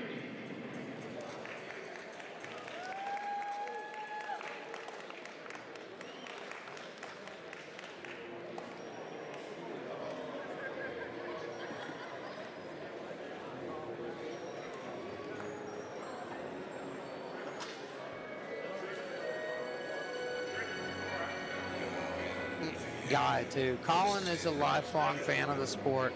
He's kind of like you, Dave. He's got an encyclopedic knowledge of MMA, like old fights. We were discussing earlier Demetrius Johnson versus Ian McCall. for the very first inaugural title. That was that was right when I first got into MMA, and one of the very first fights I ever watched. Yep. And I thought McCall won that fight. Yeah, but that's what something Colin and I were going over. He was like, X, Y, and Z happened, and this is what I thought. And he pulled up a point that I can pull. You were right on point with that. He does have quite the knowledge of the sport. He jumped on the mic last time as well, if you remember, during our jiu-jitsu matches. He did a damn good job commentating. Yep. But we see here, with the coolest rash guard in the game. Oh, my goodness. You're going to want to see this one. Oh, my goodness. That is a rash guard, isn't it? Matt Harrison out of Derby City. Derby City's a hugely popular gym here in Kentucky and Louisville. And under Chewy. Chewy is a huge thing. If you don't know him, go on YouTube, check out Jiu-Jitsu. Nick Albin, one of the most popular black belts in West Virginia. The blue corner, representing Ground Zero, Morgantown, West Virginia, Colin Caprini.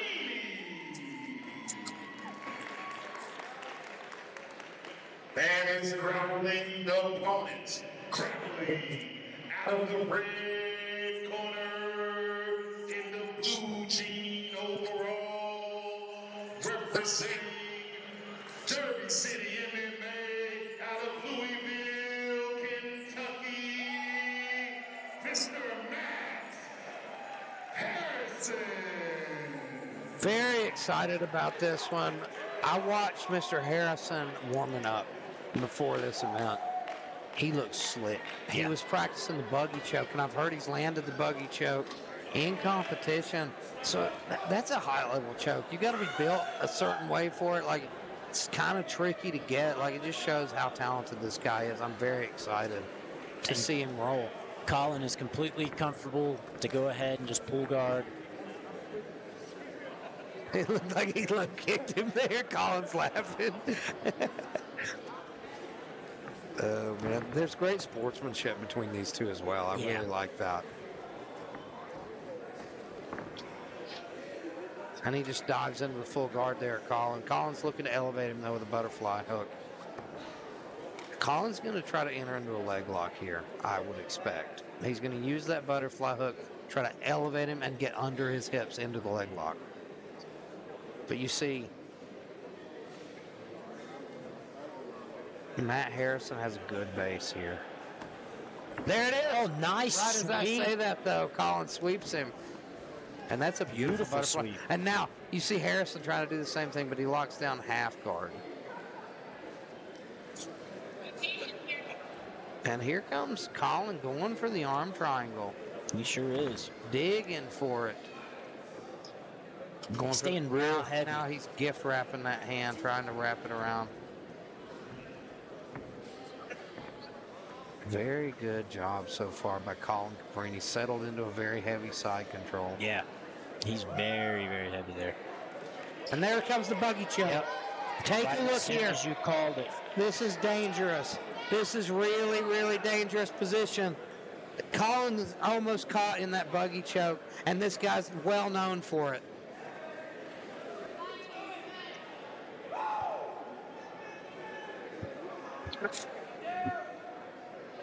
You see, though, Colin's smart. Colin is keeping him from being able to lock that up. And now he's stepping over. Beautiful, beautiful defensive work.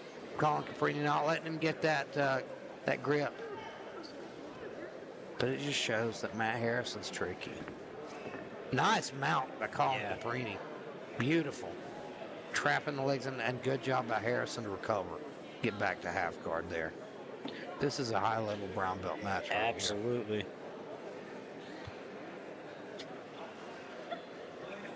I love to see when guys are so high-level grapplers, just how calm they can remain. It literally is human chess. And you see the difference with Colin's style and some of these earlier guys we watched grapple. Look how his pressure, he's sinking. He's a wet blanket. He's constantly being heavy.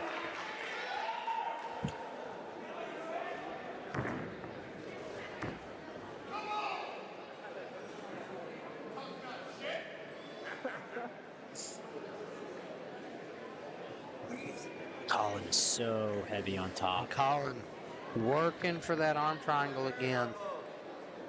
He's going to start spider walking that hand and trying to get that arm pressed closer and closer to Harrison's ear. And he almost Uses stepped it to over take in the the mount. But Harrison's doing a great job recovering Yes. every time that Colin goes for mount.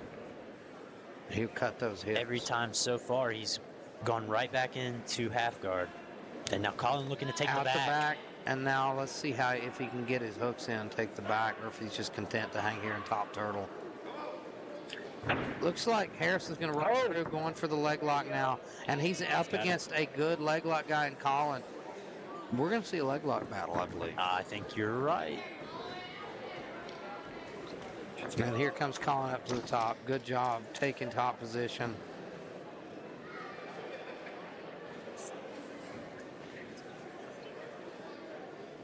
Matt is now in half guard again, looking to frame off Caprini there. We have 6 more minutes in this match, ladies and gentlemen.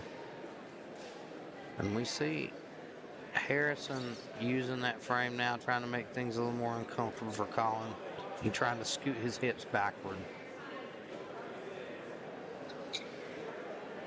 Colin remaining very heavy on the top, not allowing Matt to really get anything going off of his back.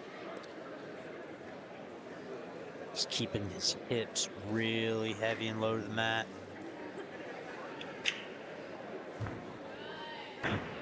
Nice. Now he was in mount for just a split Harrison, second. every time, Harrison every is single time not that he letting it goes for happen. that mount, Harrison recovers. That's just good jiu-jitsu. Not letting the guy settle into a bad position. Very impressive. And you can see Colin trying to fight it off, but Now Harrison gets passed again, and Colin's on his back.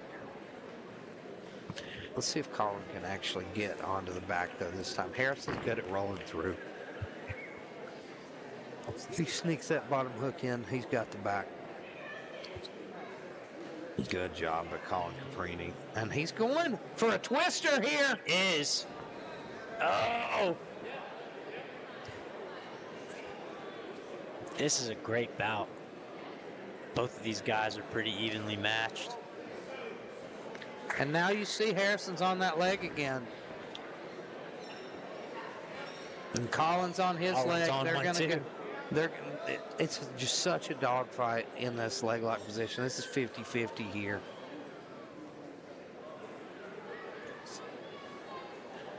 And they're going to stalemate out. That's what happens in 50-50 a lot. Is you'll see guys kind of almost get stuck. And that's where we're at right now. We're stuck at 50-50. 50-50. Both guys looking to lock You up a see leg. Colin's trying to cut to get that angle. So is Harrison. Both guys intent to try to snatch up that leg. Colin almost got that bite on that heel. Yeah, he might. Colin's a really good leg locker. So for Harrison to be here in this position with Colin, it shows his confidence. Absolutely. And just the ability to remain calm. See Work how yourself out of there slowly but surely. see how Harrison's controlling the back of the head and the arm?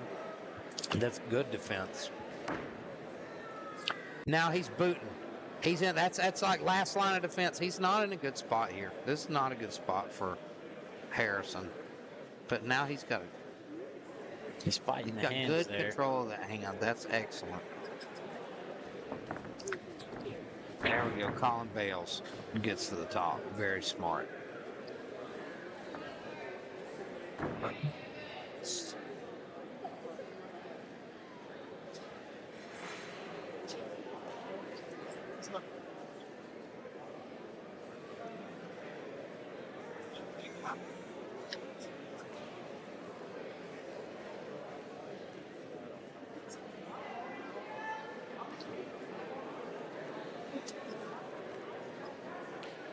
And Colin here settled in the side control. Both guys looking a little bit tired.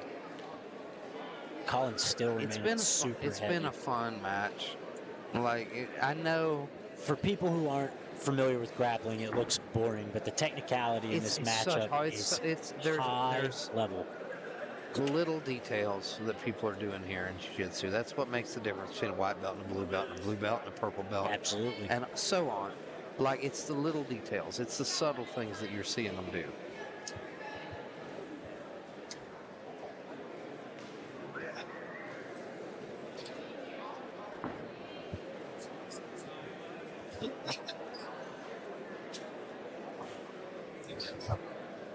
Matt trying to frame there. Colin was able to break him down.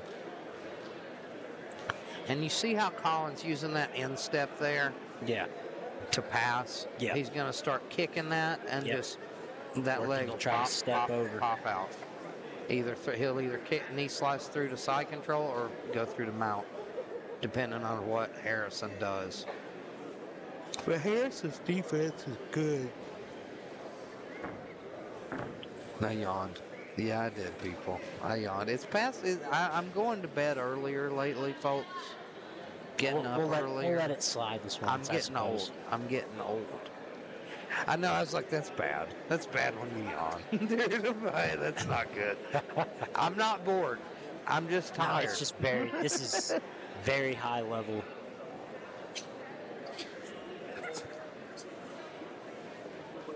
You can hear the crowd's a little restless. I don't think everybody completely understands exactly what's going on. Little do they know, there is a chess match Absolutely. in front of them.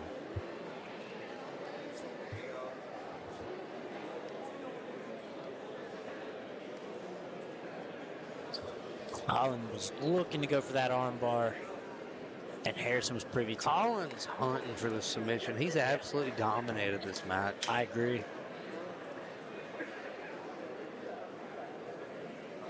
And here comes, and the bell as Colin worked for the armbar. Nice job by both gentlemen. Yeah, absolutely great matchup. So, what do we think, Elijah? I think Colin definitely got the better of him in that one. I'm calling them all draws, though.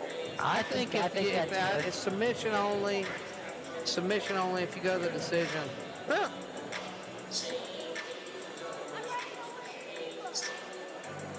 Submission only. Goes to the decision. It's a draw. Metamoris rules.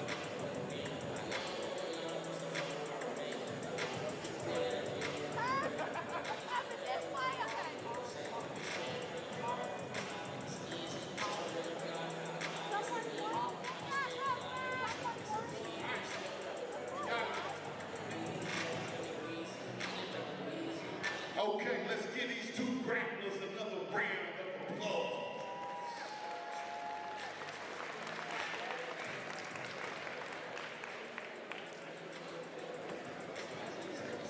Our judges have come to a decision in this grappling match that did not have a submission, but this one does have a winner. So your winner, out of the blue corner, Mr. Colin Caprini.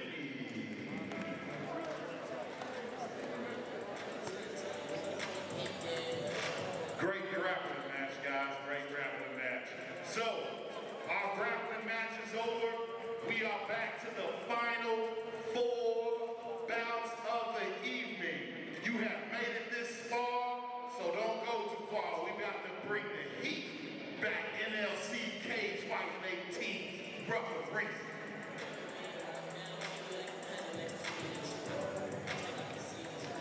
Final 4 fights of the evening. So our next bout will be something awesome for you. And if you stay this long, you need to go ahead and stay for the rest of it, because I'm telling you, here come the fire and here come the heat before you go. Here come the fire and here comes the heat. MMA bout. Female bout. So we need the blue corner. Calling Joe Thomas. Carly Joe Thomas coming to the cage now. And this fight almost fell through. This is one of those wild things. One moment. Okay. That's what we like to see. Ladies and gentlemen, we have a very special guest right now. While Butch Hawes is wrapping Devin Stanley's hands, talk to Eric Monk, my former commentary partner, your former commentary partner. How's boys? Been a hell of a night of fights so far. Is our main call. And we're going to start it off with a female battle.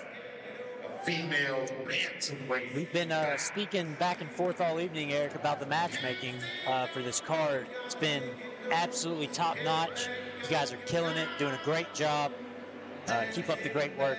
Appreciate that. It's been working close with Keith Noel the last couple months, taking this new role very seriously and trying to do the best job we can to bring the new Line Cagefighting fans the absolute best fights that we can. Now coming to the ring, Carly Joe Thomas, fighting out of the Map Factory in Pittsburgh, Pennsylvania. That gym is legitimate. That's where Chris Dempsey, Cheyenne Howard training out of. And both those guys are legit. You know Chris Dempsey, UFC veteran. Yep. Black belt in Brazilian Jiu-Jitsu. And that's not all. There's a bunch of great wrestlers at that gym. I'm curious, Elijah, how many female MMA fights have we had at New Line? Do I look like Rain Man, or I've just got all the stats right here? 1 or 2, 3 or 4, 5 or 6. We've had between 1 and 300 female MMA bouts here at New It has not quite been that many. I was just asking because I'm pretty excited for this one. It is not the first. Dave and I discussed that already. Yeah, it is it's the first time I've ever watched female MMA live, so pretty excited about it. I'm going to correct you and say regional And the female funny thing, MMA. Yeah. the reason this fight almost fell through is Carly, hybrid MMA and Ava Simmons, they were upset because Carly Joe Thomas, they assumed she was pulling out of the fight. She wasn't. She failed her medicals. And for some unknown reason, the doctor wouldn't pass her. So she had to go get an EKG, do all this crap. Couldn't get her tired. They couldn't get her heart working. She's in great shape, obviously. Interesting. So the reason she failed, it was a fluke that she failed medicals, obviously. She's here now, made it all the way from Pittsburgh, and this fight's on. Don't forget, we still have 4 more bouts to see if anybody can beat fight of the night. Still got 4 more bouts. This guy's wild. I was about to say this is our first time using him as an announcer. I love it. I want him back. I love it. He's crazy. He's great. He's doing a great job. He's crazy, He's and I into it. love He's it. having fun. That's the thing. You gotta have some personality, and he's got it in spades. But here we go. Ava Simmons fighting at a hybrid MMA. Sean Stefanek's gym. We've already seen tonight they've had great success. Very, very, very talented fighters out of that gym. And she's fighting, she's 0-1, Ava is. Fighting Carly Joe, who is 2-2. That's a big step up in competition. Fighting someone with a lot of experience.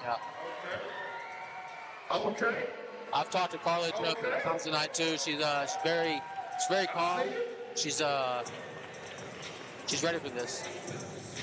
Well, can I just say we got the best ring announcer in the game? First time ring announcer, killing it. And for this bantamweight MMA bout, we have fighting out of the blue corner, representing the Mat Factory from Pittsburgh, Pennsylvania, Carly, the male woman, Joe Thomas. You know why they call her the mail woman? Because she delivers.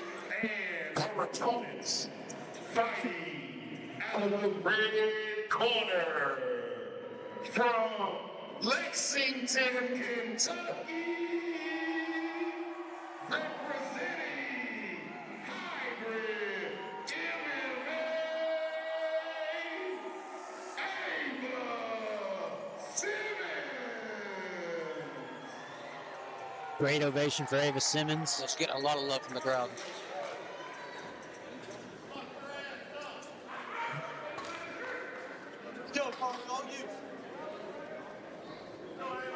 Here we go, fellas. You ready? Ready? It's gonna work. And I don't know much about either of these fighters. I've not gotten to see their past fights. I expect Carly Jo Thomas to be a wrestler, just judging by the gym she's from. Yep. Shoots in. But nice takedown defense there from Ava. Oh, nice knee. Good job. She's punished her for that takedown. Nice knee and uppercut from Carly Jo. And you'll see if Carly Jo wants to get this takedown, she's gonna have to get her levels changed. Drop her head. But this is a nice attempt at a trip. Another nice knee.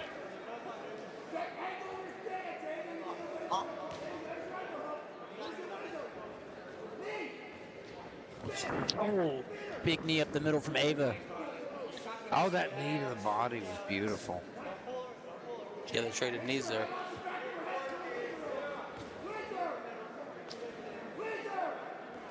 And you see, Ava's actually winning the head position battle, even though she's pressed up against the cage. Carly Jo needs to get her head up and under Ava's. Her knees to the body are nasty. They really are excellent. Both of them jockeying for position here in the clinch. Beautiful takedown, but she didn't have the underhook. That's why she lost position there. And you'll see she's wrapping up the neck. Another knee from Carly Jo. I believe that one went low. Carly looking to wrap her up again, put her against that fence. Maybe possibly look for a trip or a takedown here. She's doing great work up against the cage here, just punishing her in that clinch with those knees and looking for her moment to drag this fight to the mat. Oh, nice. Foot stop. Smart move from Ava Simmons. And those were heavy shots. Haven't seen the foot stop in a while. You know that's gotta hurt. No, it clearly affected her because she changed up what she was doing immediately. I think that's the thing. It's not like it's going to be a fight-ending move, but it makes them move. It makes them do something. It's not when very... you're trapped up against the fence. That was a very smart decision by Ava Simmons. Carly Jo got her back against the fence here. It's kind of interesting too because Ava just off. Oh, nice check left. Just from looking at him, you'd think maybe Ava looks like a stronger one. Yeah, nice trip. But beautiful. She finally got that takedown she's been looking for since the beginning of the fight. But only 8 seconds left to work. Ava doing a good job of bucking and not letting her keep position. But you know that takedown, that secured that. That had to have taken the round. There's no doubt at all that Carly Jo took that round.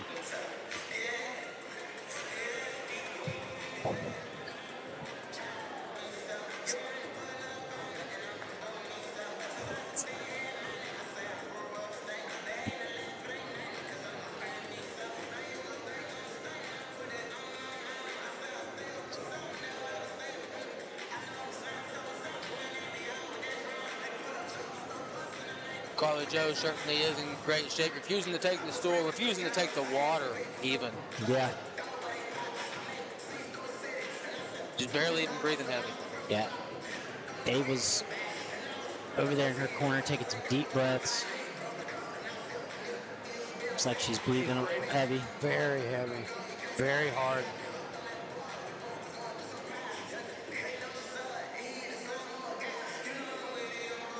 Love to be able to hear what the corner's telling her right now.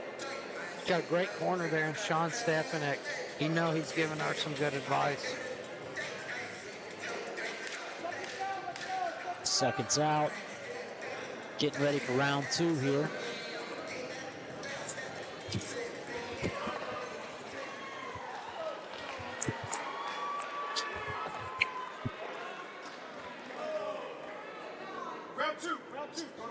And here we go with round 2.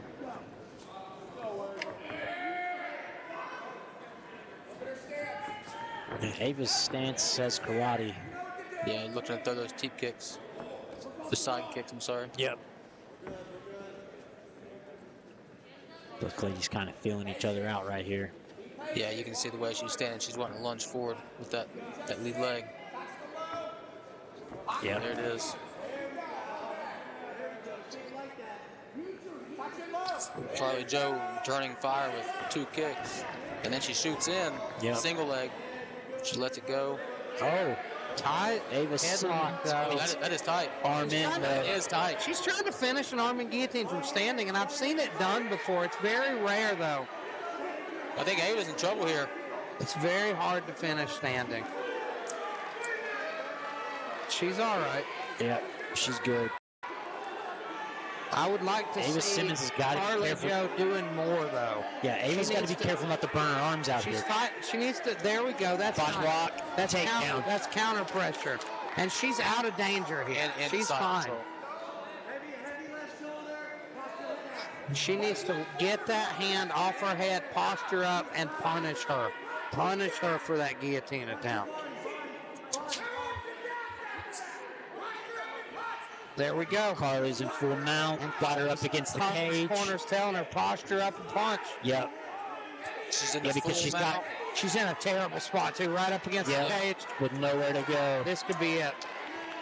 Yeah. She's looking to turn. though. Ava's taking some big shots here. Gives up her back. See, she's a little high. She is She high. needs to tripod up onto her feet and try to shake her off the top. Yep. Agreed. She's going to try to flatten her out here. Yep. Good. Oh, man. Oh, Joe, this She might gets be the choke the in, it. maybe. Might be it. This might be it.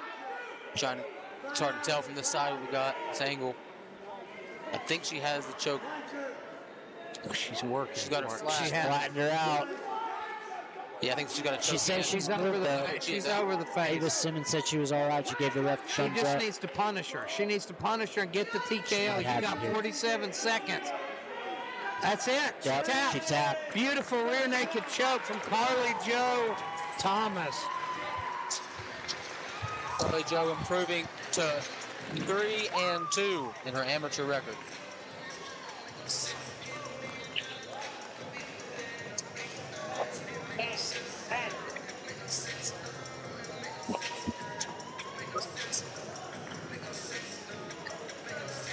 Elijah's moving in to speak with our winner.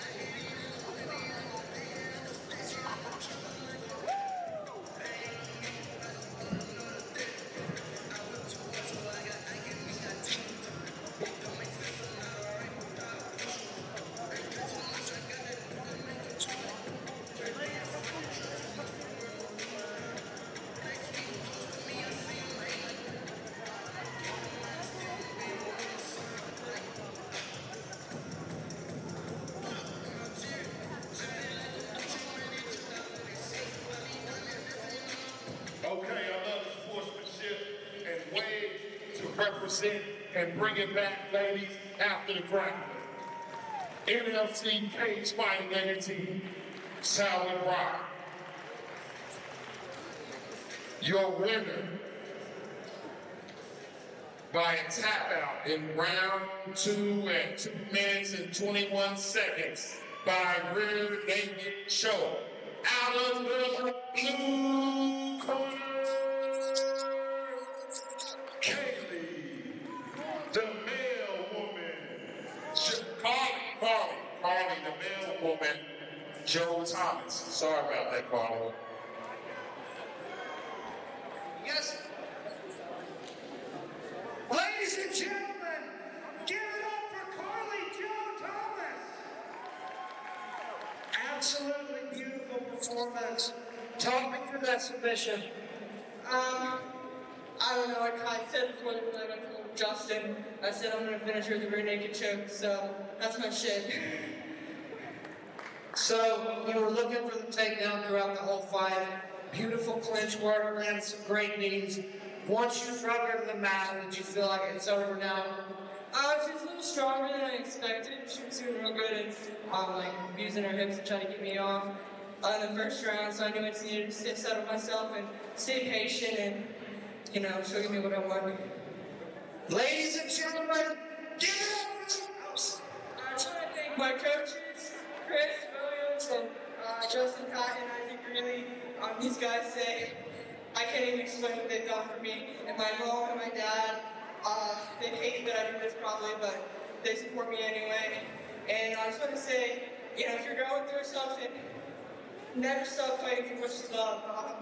that's about all we can do, I think, in this life. So, Ladies and gentlemen, give it up for Colin Joe Thomas. Colin Joe Thomas improving to 3-2. And what a great fight. Great points. She controlled that fight from start to finish almost, and came out. Great match. Great now. Way to start it off. As we come to the end of our card, we have 3 bouts left that are going to be straight fire. So don't stop.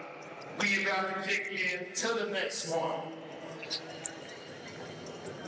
This one will be a light heavyweight pro MMA bout. Guys, this one got saved at the last So we minute. need the blue corner to make their way to the ring. Can I just say something? Go ahead. I like this fight better. Yeah. Yeah, we had a couple cancellations on from both sides of previous fights, and then. Well, we got Mahler was supposed to fight Holtzclaw. Holtzclaw is trapped in the eye of a hurricane, so we had to change things up. Delano couldn't fight Fry. That fell through. So what do? We have Delano fight Skyler. Throw them together. That's the only choice. And guess what? I like it. What do you have in that? You have Delano, who is a 6'5" man with the wingspan of fucking bald eagle. Yeah, It's crazy. one of you fellers has fought Delano Reynolds. Yeah. Familiar with the guy a little bit. Delano's a guy who, when we first saw him, I talked to him about this earlier tonight. I said, you know, he heard me. He didn't like my commentary his first fight ever because I said, this guy looks like a baby. He was so awkward, and we've seen him evolve a lot. Well, also, something worth mentioning, Elijah, sorry to cut you out. This is the first time we're ever going to see him in MMA. We've only seen him box Exactly, and before. the kid can wrestle. Yes, He can does have wrestle. some I've grappled with him. I was very drunk, but I remember he can wrestle. Are you saying that he took you down, Elijah? Is that what happened, or how'd that play Shut out? up, Eric. How'd that play out? Shut up, Eric. Ladies and gentlemen, if you can get Elijah Thacker on his back one way or another, that's an incredible feat. Ladies. But anyway, Delano has evolved so much. He's gotten so much better at just being confident in there, being calm. And we see he fought Ethan Blackburn. Yep. Ethan Blackburn is very, very talented. He rematched Ethan Blackburn, a fighter that the first fight looked absolutely terrible. Yeah, absolutely. And got destroyed, but there was a big grudge match. There was a fight in the crowd between them before that. Mm-hmm. So they fight again, and everybody thinks Blackburn is going to destroy Delano. That's not what happened. Delano drops him, and I think he should have won that decision. I think it was a little bit of a robbery. Eric, it's been real. It's been fun. It's been real fun, but Butch Howes is back. It's been a great time. I appreciate you letting me sit here, and I'll give Butch back that seat for you. Thanks for the great matchmaking and event, and we'll see you around next time, buddy. Hit him with the Fight Bros tag. Fight Bros. Sorry about that. Our ring announcer is bananas, and I love it. He's been fun. He is fun. Yeah, the second finger back. Sorry. You are A-team every day. I'm sorry. People maybe wrap their hands, which, whatever. I'm back. Here I am. So I missed. This is a solid question. So I missed Colin's match. How was that? I didn't know whether I was supposed to judge it or not, so I did anyway, and I gave it to Colin. He controlled the entire match. Yeah. He was real heavy on top. He's down. Several submission attempts. They got in a couple leg lock battles, but Colin got the better of those as well. But Harrison was a very good vet. You could tell he's serious. Anytime Colin passed into full mount, recovered immediately. It was a solid match. It was a little slow, just because of how evenly matched they both were. Well, exactly, and that's the problem with those high-level grappling matches, right? When there's no strikes, you have nothing to open up the avenues, right? And guys' defenses are so good at that level. And again, I saw them in the cage. Like, he knew Colin was going to go over his legs, so that's all they had practice is getting out of the leg locks, and that makes it a little bit tough. But That being said, It's funnily enough, Harrison's the one who initiated the leg lock battles. Both times. beautiful. Colin played top game, which is something you don't see a lot. Yeah. Swept him with a beautiful, beautiful butterfly sweep. I think that was the moment of the match. Colin ended up pulling guard, swept him. That's how he ended up on top, stayed there the rest of the match.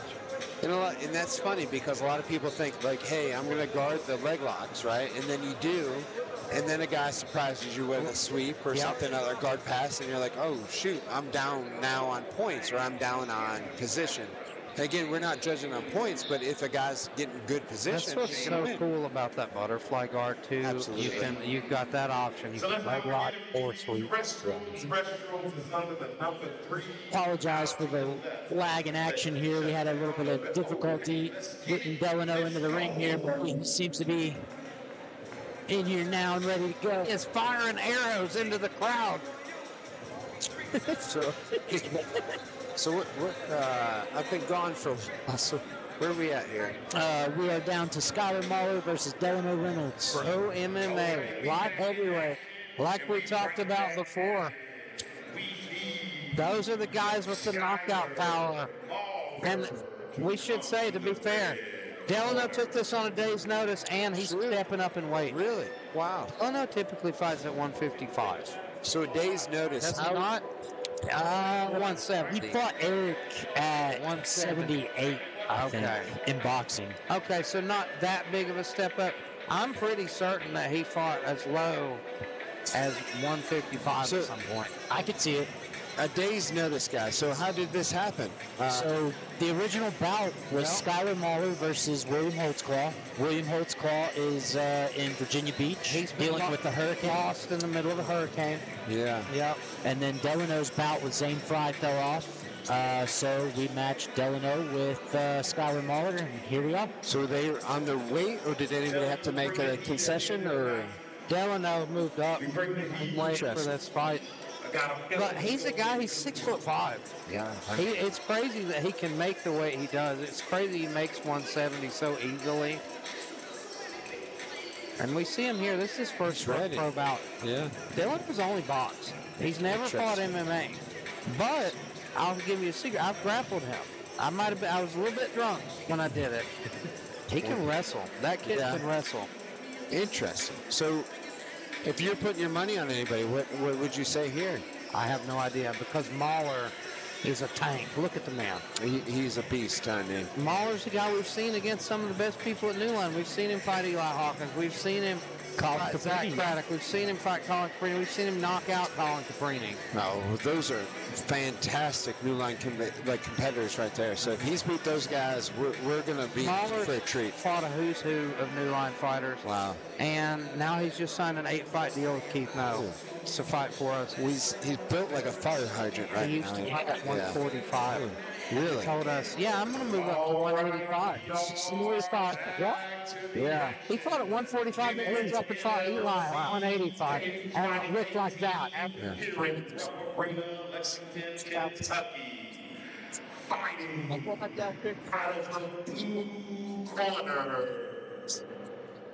Independent out of Toledo, Ohio. Delano, a.k.a. Officialano. Reynolds.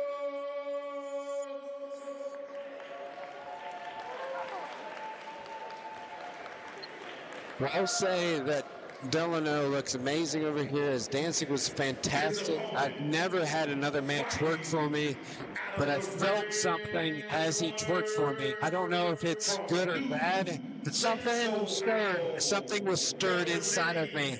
We're going to find out as the match progresses what that was. I can't get over Skyler Mahler's because he does look at that. He's not joking. Look at that. That is solid. You could see him at 145. I can't even imagine him making 145. Everybody doubted him when he said he's moving up, but he looks fantastic. He does look, and it's a classic matchup of fire hydrant plug versus a tall, lanky guy. We're going to see what happens. Is it if I could say one, Mahler's got dynamite in his hands. Man, these guys But look I will amazing. tell you this, he struggles when it hits the mat. So I think if Delano Reynolds was a smart man, he would use that wrestling that I know he has in his back pocket. Well, Delano's definitely trying to What his in distance. the world? Yeah. He definitely wasn't trying to land anything there. He's just trying to show that he could do it. But that right leg forward. Mahler looks scary. Yeah, right he now. does. He looks does. so confident, and he's a tank right now. Oh. But look at, do you think his, what's going on here? But do you think his Groin strike. confidence is, Yeah. Can we get a replay on the groin strike, fellas?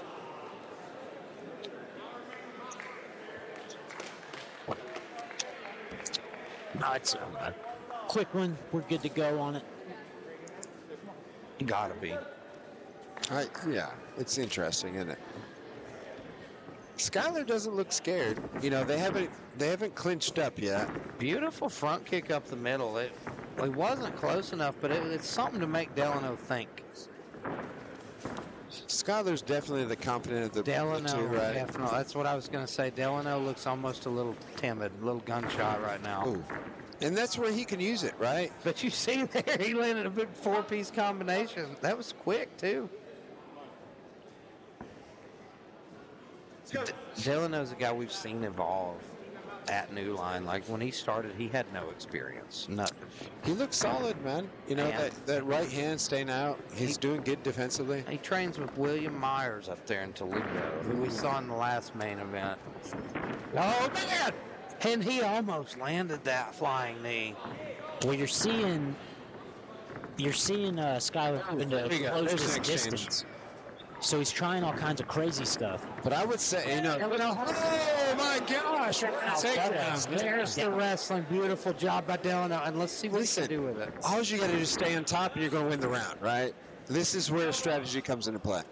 And Delano has very little. He's in case of Gatami. Mainly wrestling. Which we call scarf hold. This is wrestling hold. This is not the best for jiu-jitsu because you don't have the underhook. And some guys can kind of work their way and take the back. But I don't think that Skyler is going to be able to take advantage of something like that. No. Skyler's in a bad spot here. He's taken just a conservative half guard, which again, there's 30 seconds in the round.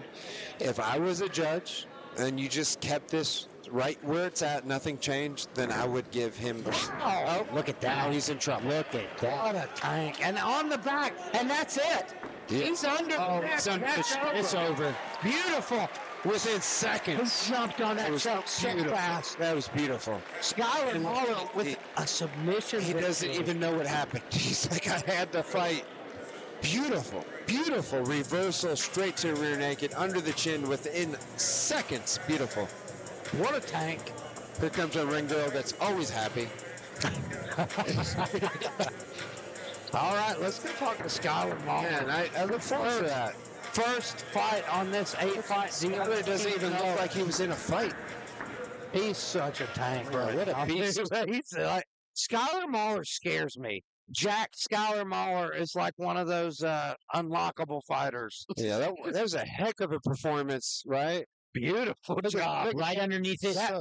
Can you imagine the squeeze that guy's got to? You can't get out of that. No. For anybody that doesn't That was know, tight. yeah, with that strength. I mean, look, he took some. Look at that blood on his forehead. He took some. Nice tattoo. That's a tattoo. Well, that's an interesting tattoo. I mean, you know. I mean, if you're out there throwing forearm touch, I mean, yeah, I see. He's just got some red mark on his neck. You just seem like such an old man. Well, yeah, I don't know much about tattoos, but listen, you're doing a great job out there. I think this is a good chance because the fight's trying to wipe that off. I'm like, what the heck's going on?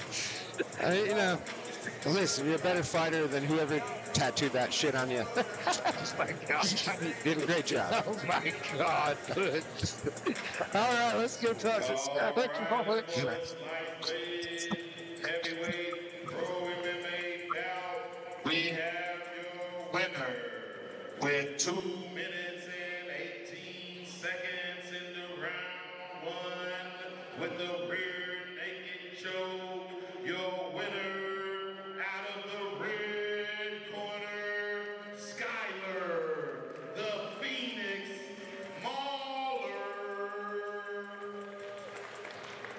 distance, but once it hit the mat, he was able to get that reversal. He showed why he's in there. He did. You know what? And the team was just figuring things out. He did a good job. Give it up for the Phoenix, Skyler. My friend, that was an absolutely dominant performance. I think it's the best I've seen from you so far. And then your pro debut, the still big moment. Talk us through it. You know what, honestly, my foot grip dropped out. Just had complications from Ohio. The last minute switch up 45 hours. I'm not respect for him. So tell me, my friend, I know you as a striker. You usually look at the scrap on the feet. You jumped on that submission so fast. It was beautiful work. He had you in a bad spot. You escaped, and he gave him no time to react. Tell me, what have you been doing? You've been working on your jiu-jitsu? The last 3 amateur mixed martial arts fights were lost to Renee guillotine choke. The last fight was December against Eli Hawkins. And ever since then, I've been going to VO2 on the Heath the last year doing jiu-jitsu and mixed martial arts there. Ladies and gentlemen, give it up for an absolute tank, Skyler Mahler!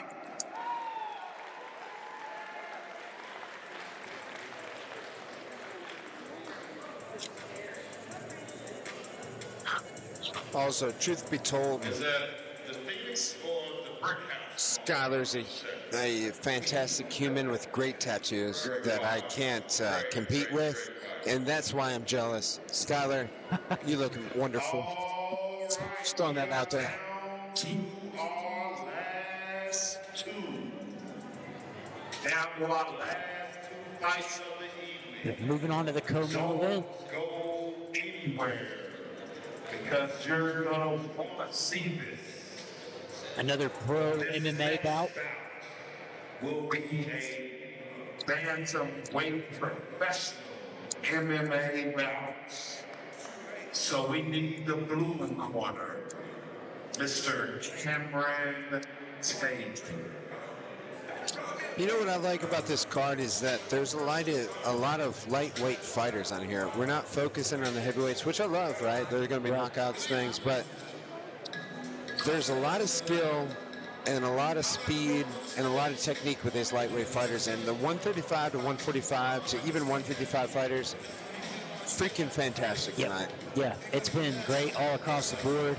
Like you said, a lot of the lighter weights shining tonight.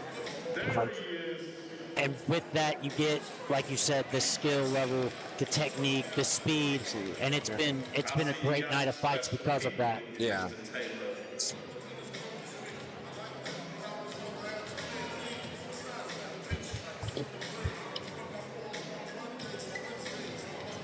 Line Cagefighting 18.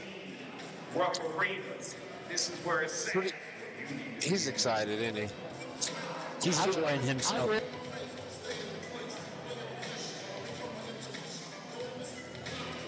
We got 2 fights to go. What are your 2 last co-main event and main event? I think you've got to give it to Keaton Jones and Hunter Dennis. that's exactly what I Absolutely. was It's a thinking. great fight. Yeah. Now, Bobby Johnson and Austin Jules was fun, but that's knockout of.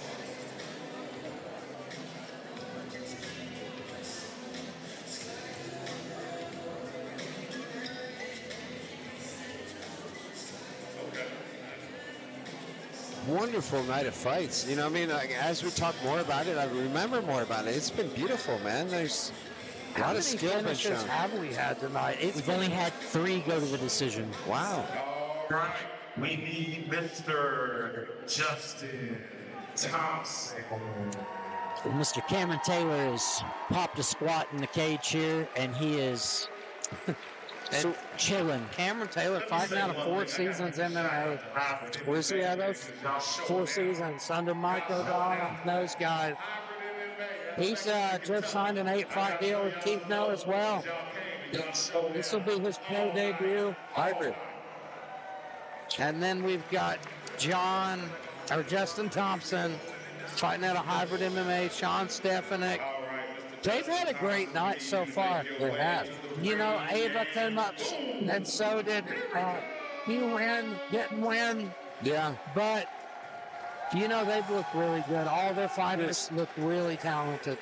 Yeah, if I knew nothing and I was just judging off for what I saw, I mean, Hybrid, it's been amazing. Yeah, they're looking great. Yeah, they've been. I think if you had an award, they might be gem of the night. Absolutely. Actually, I don't even think we can argue that. No. They've been beautiful. And you know, here's the thing about 4 seasons and Mike O'Donnell. You know, probably for a decade, maybe 2 decades, he has dominated the scene of Kentucky. Mike MMA. O'Donnell was the first black. He's kind of like you. You were the first black belt in West Virginia. Absolutely. Mike O'Donnell was the first in Kentucky. Under Carlson Sr., which is a big deal. Absolutely. And he was competing. He fought on the card of the Gracies versus the World in Columbus. Oh, wow. And beat War Machine. Yes. Wow. Who we know who's in jail for craziness, right? Yeah. Mike O'Donnell has been ahead of his time. I mean, Mike beat War Machine by helicopter armbar. which is that's insane, impressive. Yes, right? helicopter armbar, that's amazing. You know, Imagine landing that That a would real be deal. training under Mike, for, you know, when I got started, 15 years old, like, until now, knowing him, his jiu-jitsu, I've never met anybody like him. I've seen people like, they're geniuses at certain things. Mike's like that with jiu-jitsu. He's a very odd guy, very out there, unique individual. But when you hear him talk about jiu-jitsu and when you roll with him, like, Changes everything, He's huh? special.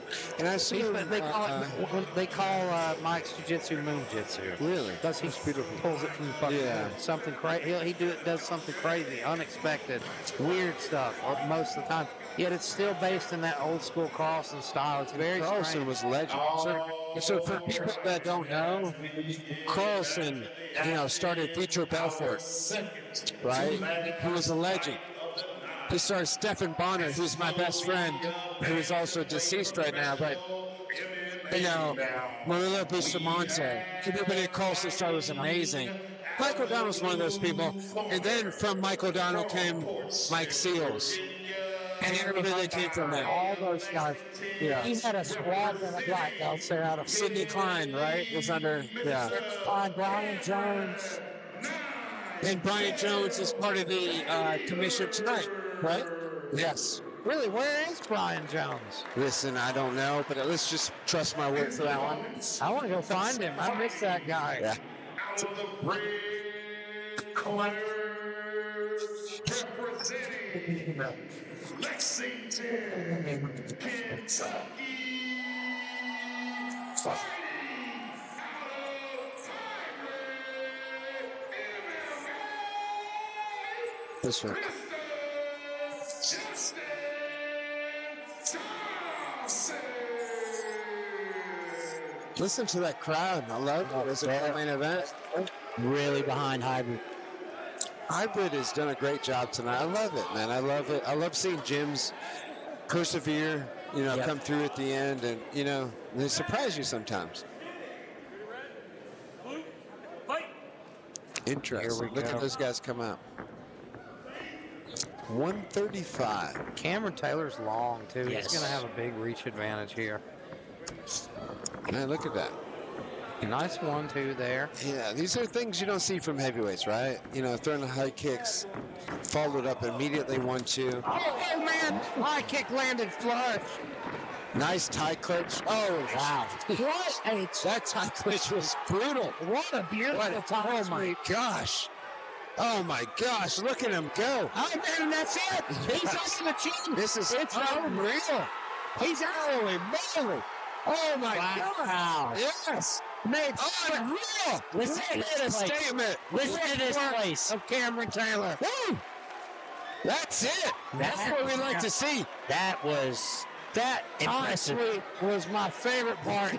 Absolutely beautiful. Let's watch some replays. He did not come to play. He came to show you who the boss was, and he got it. Even the judges have a smile on their face right now. There it is. Once he sunk that up, I mean, Look it at was That was over. so tight, too. Not even a freaking worry on his face. He's not even tired. I mean, that was so tight. He was Yeah. not Look letting at that those thing back go. muscles, everything. I mean, Well, I think beautiful. that was submission of the night. Absolutely. Unless No, Brendan no, Kelly no. comes out and hits a I don't flying know. armbar. Skyler Mahler's was crazy. It's been a great night. Matchmaking. And listen, I haven't been here the whole time. The announcing has been unreal. Elijah. But you guys have been covering it. The ring announcing. Yes, hey, they're good. I agree.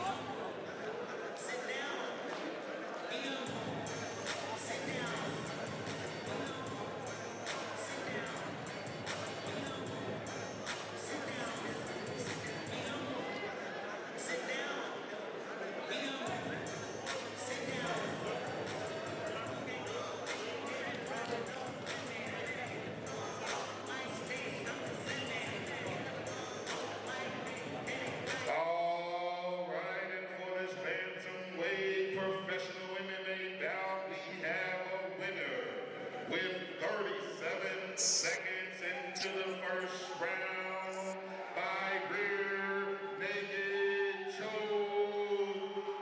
The red corner, Dustin Thompson.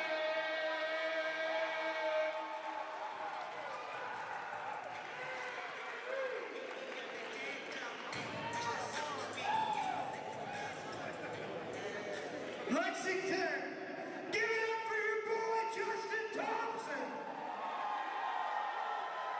Well, you didn't waste any time at all out there. Beautiful, beautiful performance. Flawless. That tie sweep was excellent. Right into the rear naked choke. Talk us through it. Hey, shout out to Sean Stefani, that's all him. I was gonna say thank you to everybody that came out. Much love and support. You know, it means the world to me. So proud of Team Hybrid tonight. Everybody gave their 100% on. It's a great night. Ladies and gentlemen, give it up for the slick Justin Thompson.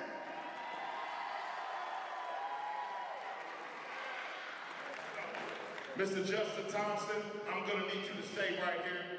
And I don't want to give it away, but we're about to do awards next before we get to this last bout. So if I ask Mr. Justin Thompson to stay, what do you think that means? Somebody won an award tonight.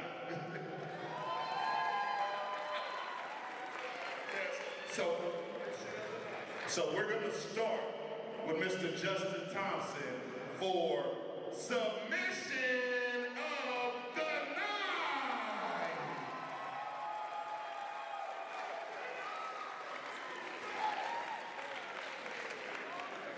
All right, now you can go, Mr. Thompson. Next up, we need the Crypt Keeper, Bobby Johnson. Are you still in the building? Where's he? Oh, gee, Bobby Johnson. I'm in. Oh my, Bobby Johnson. The Crypt Keeper, Bobby Johnson. And what does he win? He gets knockout of the night. Crypt Keeper, he put him to sleep. Put him straight to sleep. Crypt Keeper, knockout of the night. And just for a moment, what are these guys receiving? These guys are receiving a flask for their award for the night, so you can put water in it.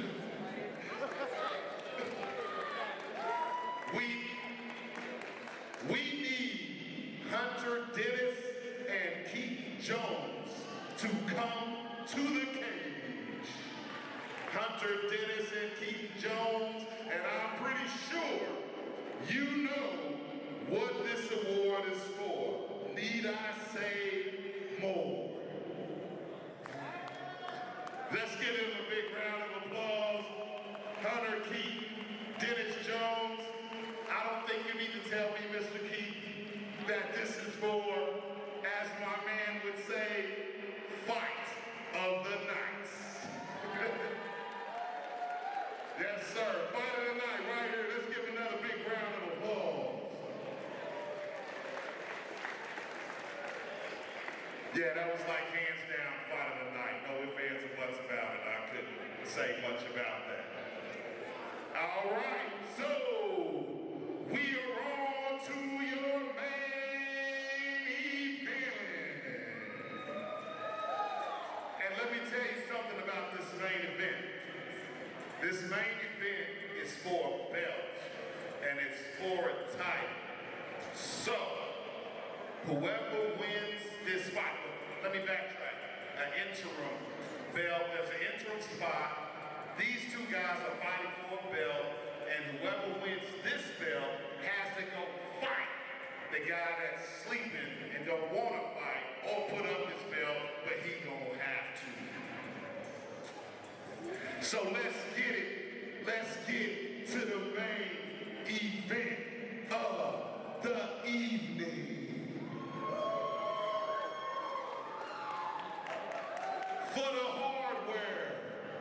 For the hardware, we need the blue corner, Mr. Devin Stanley.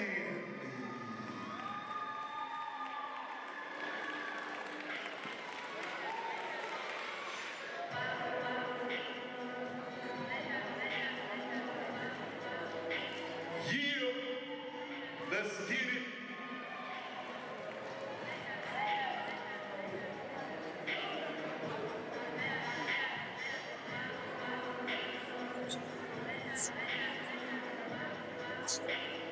And we see Devin in those last moments before the fight, hugging his teammates, hugging his family. This is a big moment for Devin. This is, I think, the biggest fight of his career. I would agree. He's put the work in to get here, and it all culminates in this moment. And we see Butch there in his corner, looking directly in the camera for a moment.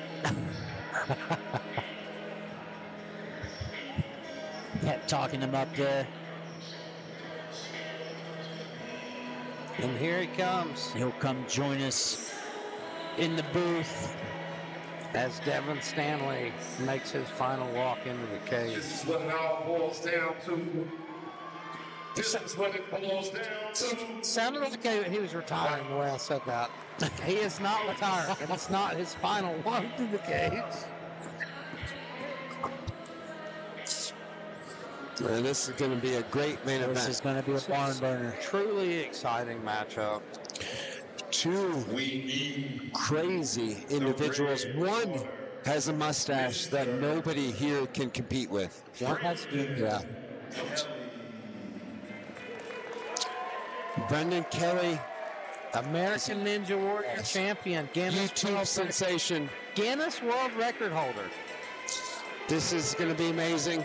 And I don't know if you know much about Kelly's story. He was an All-American football player, but before that, he had a catastrophic leg injury in football. Really? Had an entire muscle removed. He showed us the scar. His scar runs all the way from his ankle to his shin. And they told him he'd never play sports again. What a warrior. They said, you will never play sports again. In 2 months, he was back on the field. What a warrior. Became an All-American, then went on to win American Ninja Warrior. Then goes on to get into boxing. You know why? He has a gym of his own, an American Ninja Warrior gym here in Lexington, where teaches a lot of kids and stuff. COVID happened. His gym was on the verge of shutting down. He started fighting to save his gym. He fought for Tough Man, rough and rowdy, getting those purses. Built it up, ended up saving his gym. But now he's become a legitimate threat as a fighter. He's collected 8 belts. He's been going around collecting belts like scalps. This could be another belt, right? We don't know. And I will tell you this. I know he's training hard. He looks good. He's got a fight in like 2 or 3 weeks because he's already overlooking this one, which could be something for Devin. But I also know that I don't know how much hard work that Devin's put into this. I don't know if he's overlooking him. I don't know. I spoke with David at the beginning of this fight. I think there are 2 X factors that Devin Stanley has. One, of course, his grappling. Kelly is not a grappler. I don't know if he's been working on that. But also his kicks. I don't think Kelly is a good kicker either. Right. And that's a great point. However, A lot of times when you're in the face of a competitor, they cannot throw kicks. And that's a guy who's going to be in your face. Absolutely. His pressure could nullify the skill of Devin Stanley.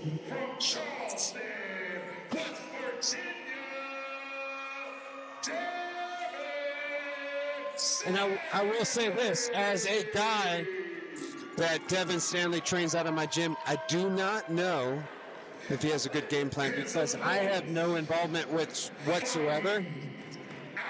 And I'm a little worried about his game plan because at this point I don't know what it is. I spoke to him before the fight earlier tonight, and he told me I haven't been game planning around game plan. That's not a good idea, right?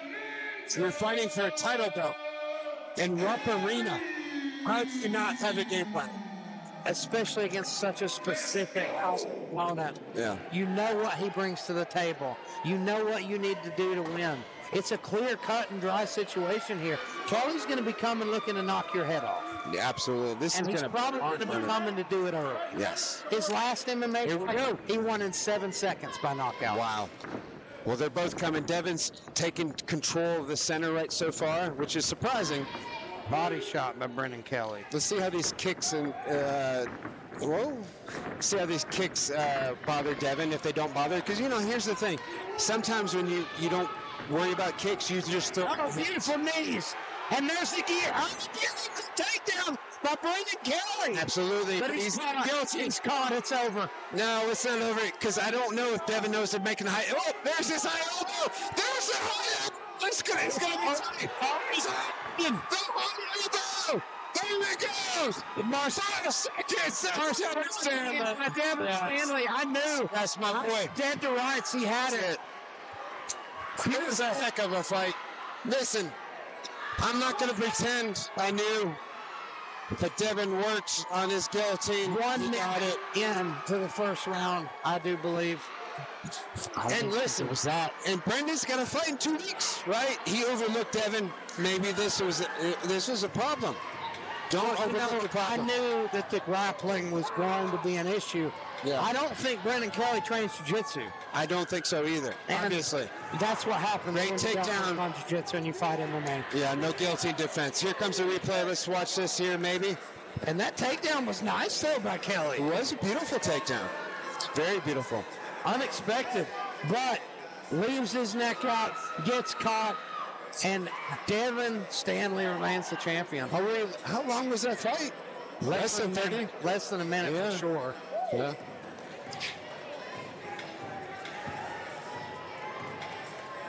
And for this main event, let's give these two Oh, fighters God, we gotta go.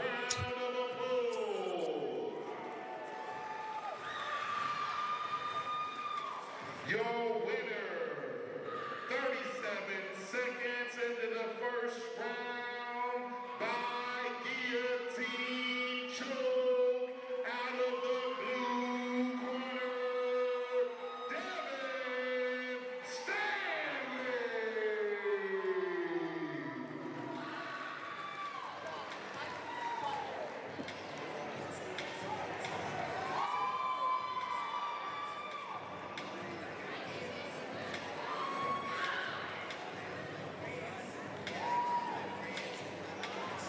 So, ladies and gentlemen, give it up for your champion, Devin Stanley. My friend, we talked about this before the fight. We knew grappling was going to be the X factor here, and it didn't take long for that to become apparent. Talk me through it. First things first, all glory to God, baby. Let's go. All glory to God. Second thing, thank everyone for coming out here. Because if it wasn't for y'all, we wouldn't be doing this. What's next for you, my friend? And we just keep moving forward, man. Kickboxing, MMA, whatever, let's go. Ladies and gentlemen, Devin Stanley.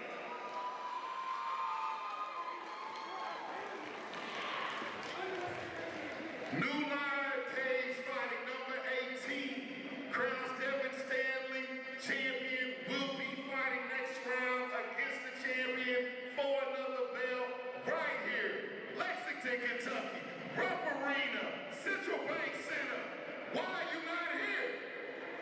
it's time to go. I enjoyed your participation tonight. Next time, make sure you're right there. You don't have to go home, but you got to get out of here. It's been a beautiful night. Drive home, drive safe, take care of yourself. Till we meet again, New Line Cage Fighting 18. Let me give a big shout out to your pay-per-view. Mountain Dreams, your pay-per-view, Mountain Dreams, man. Big shout out to y'all for handling your business. So, Mountain Dreams, NLC, Keith No, my guy, Cage Fighting. Man, you missed it. Well, no, you didn't. You was watching, right? Right.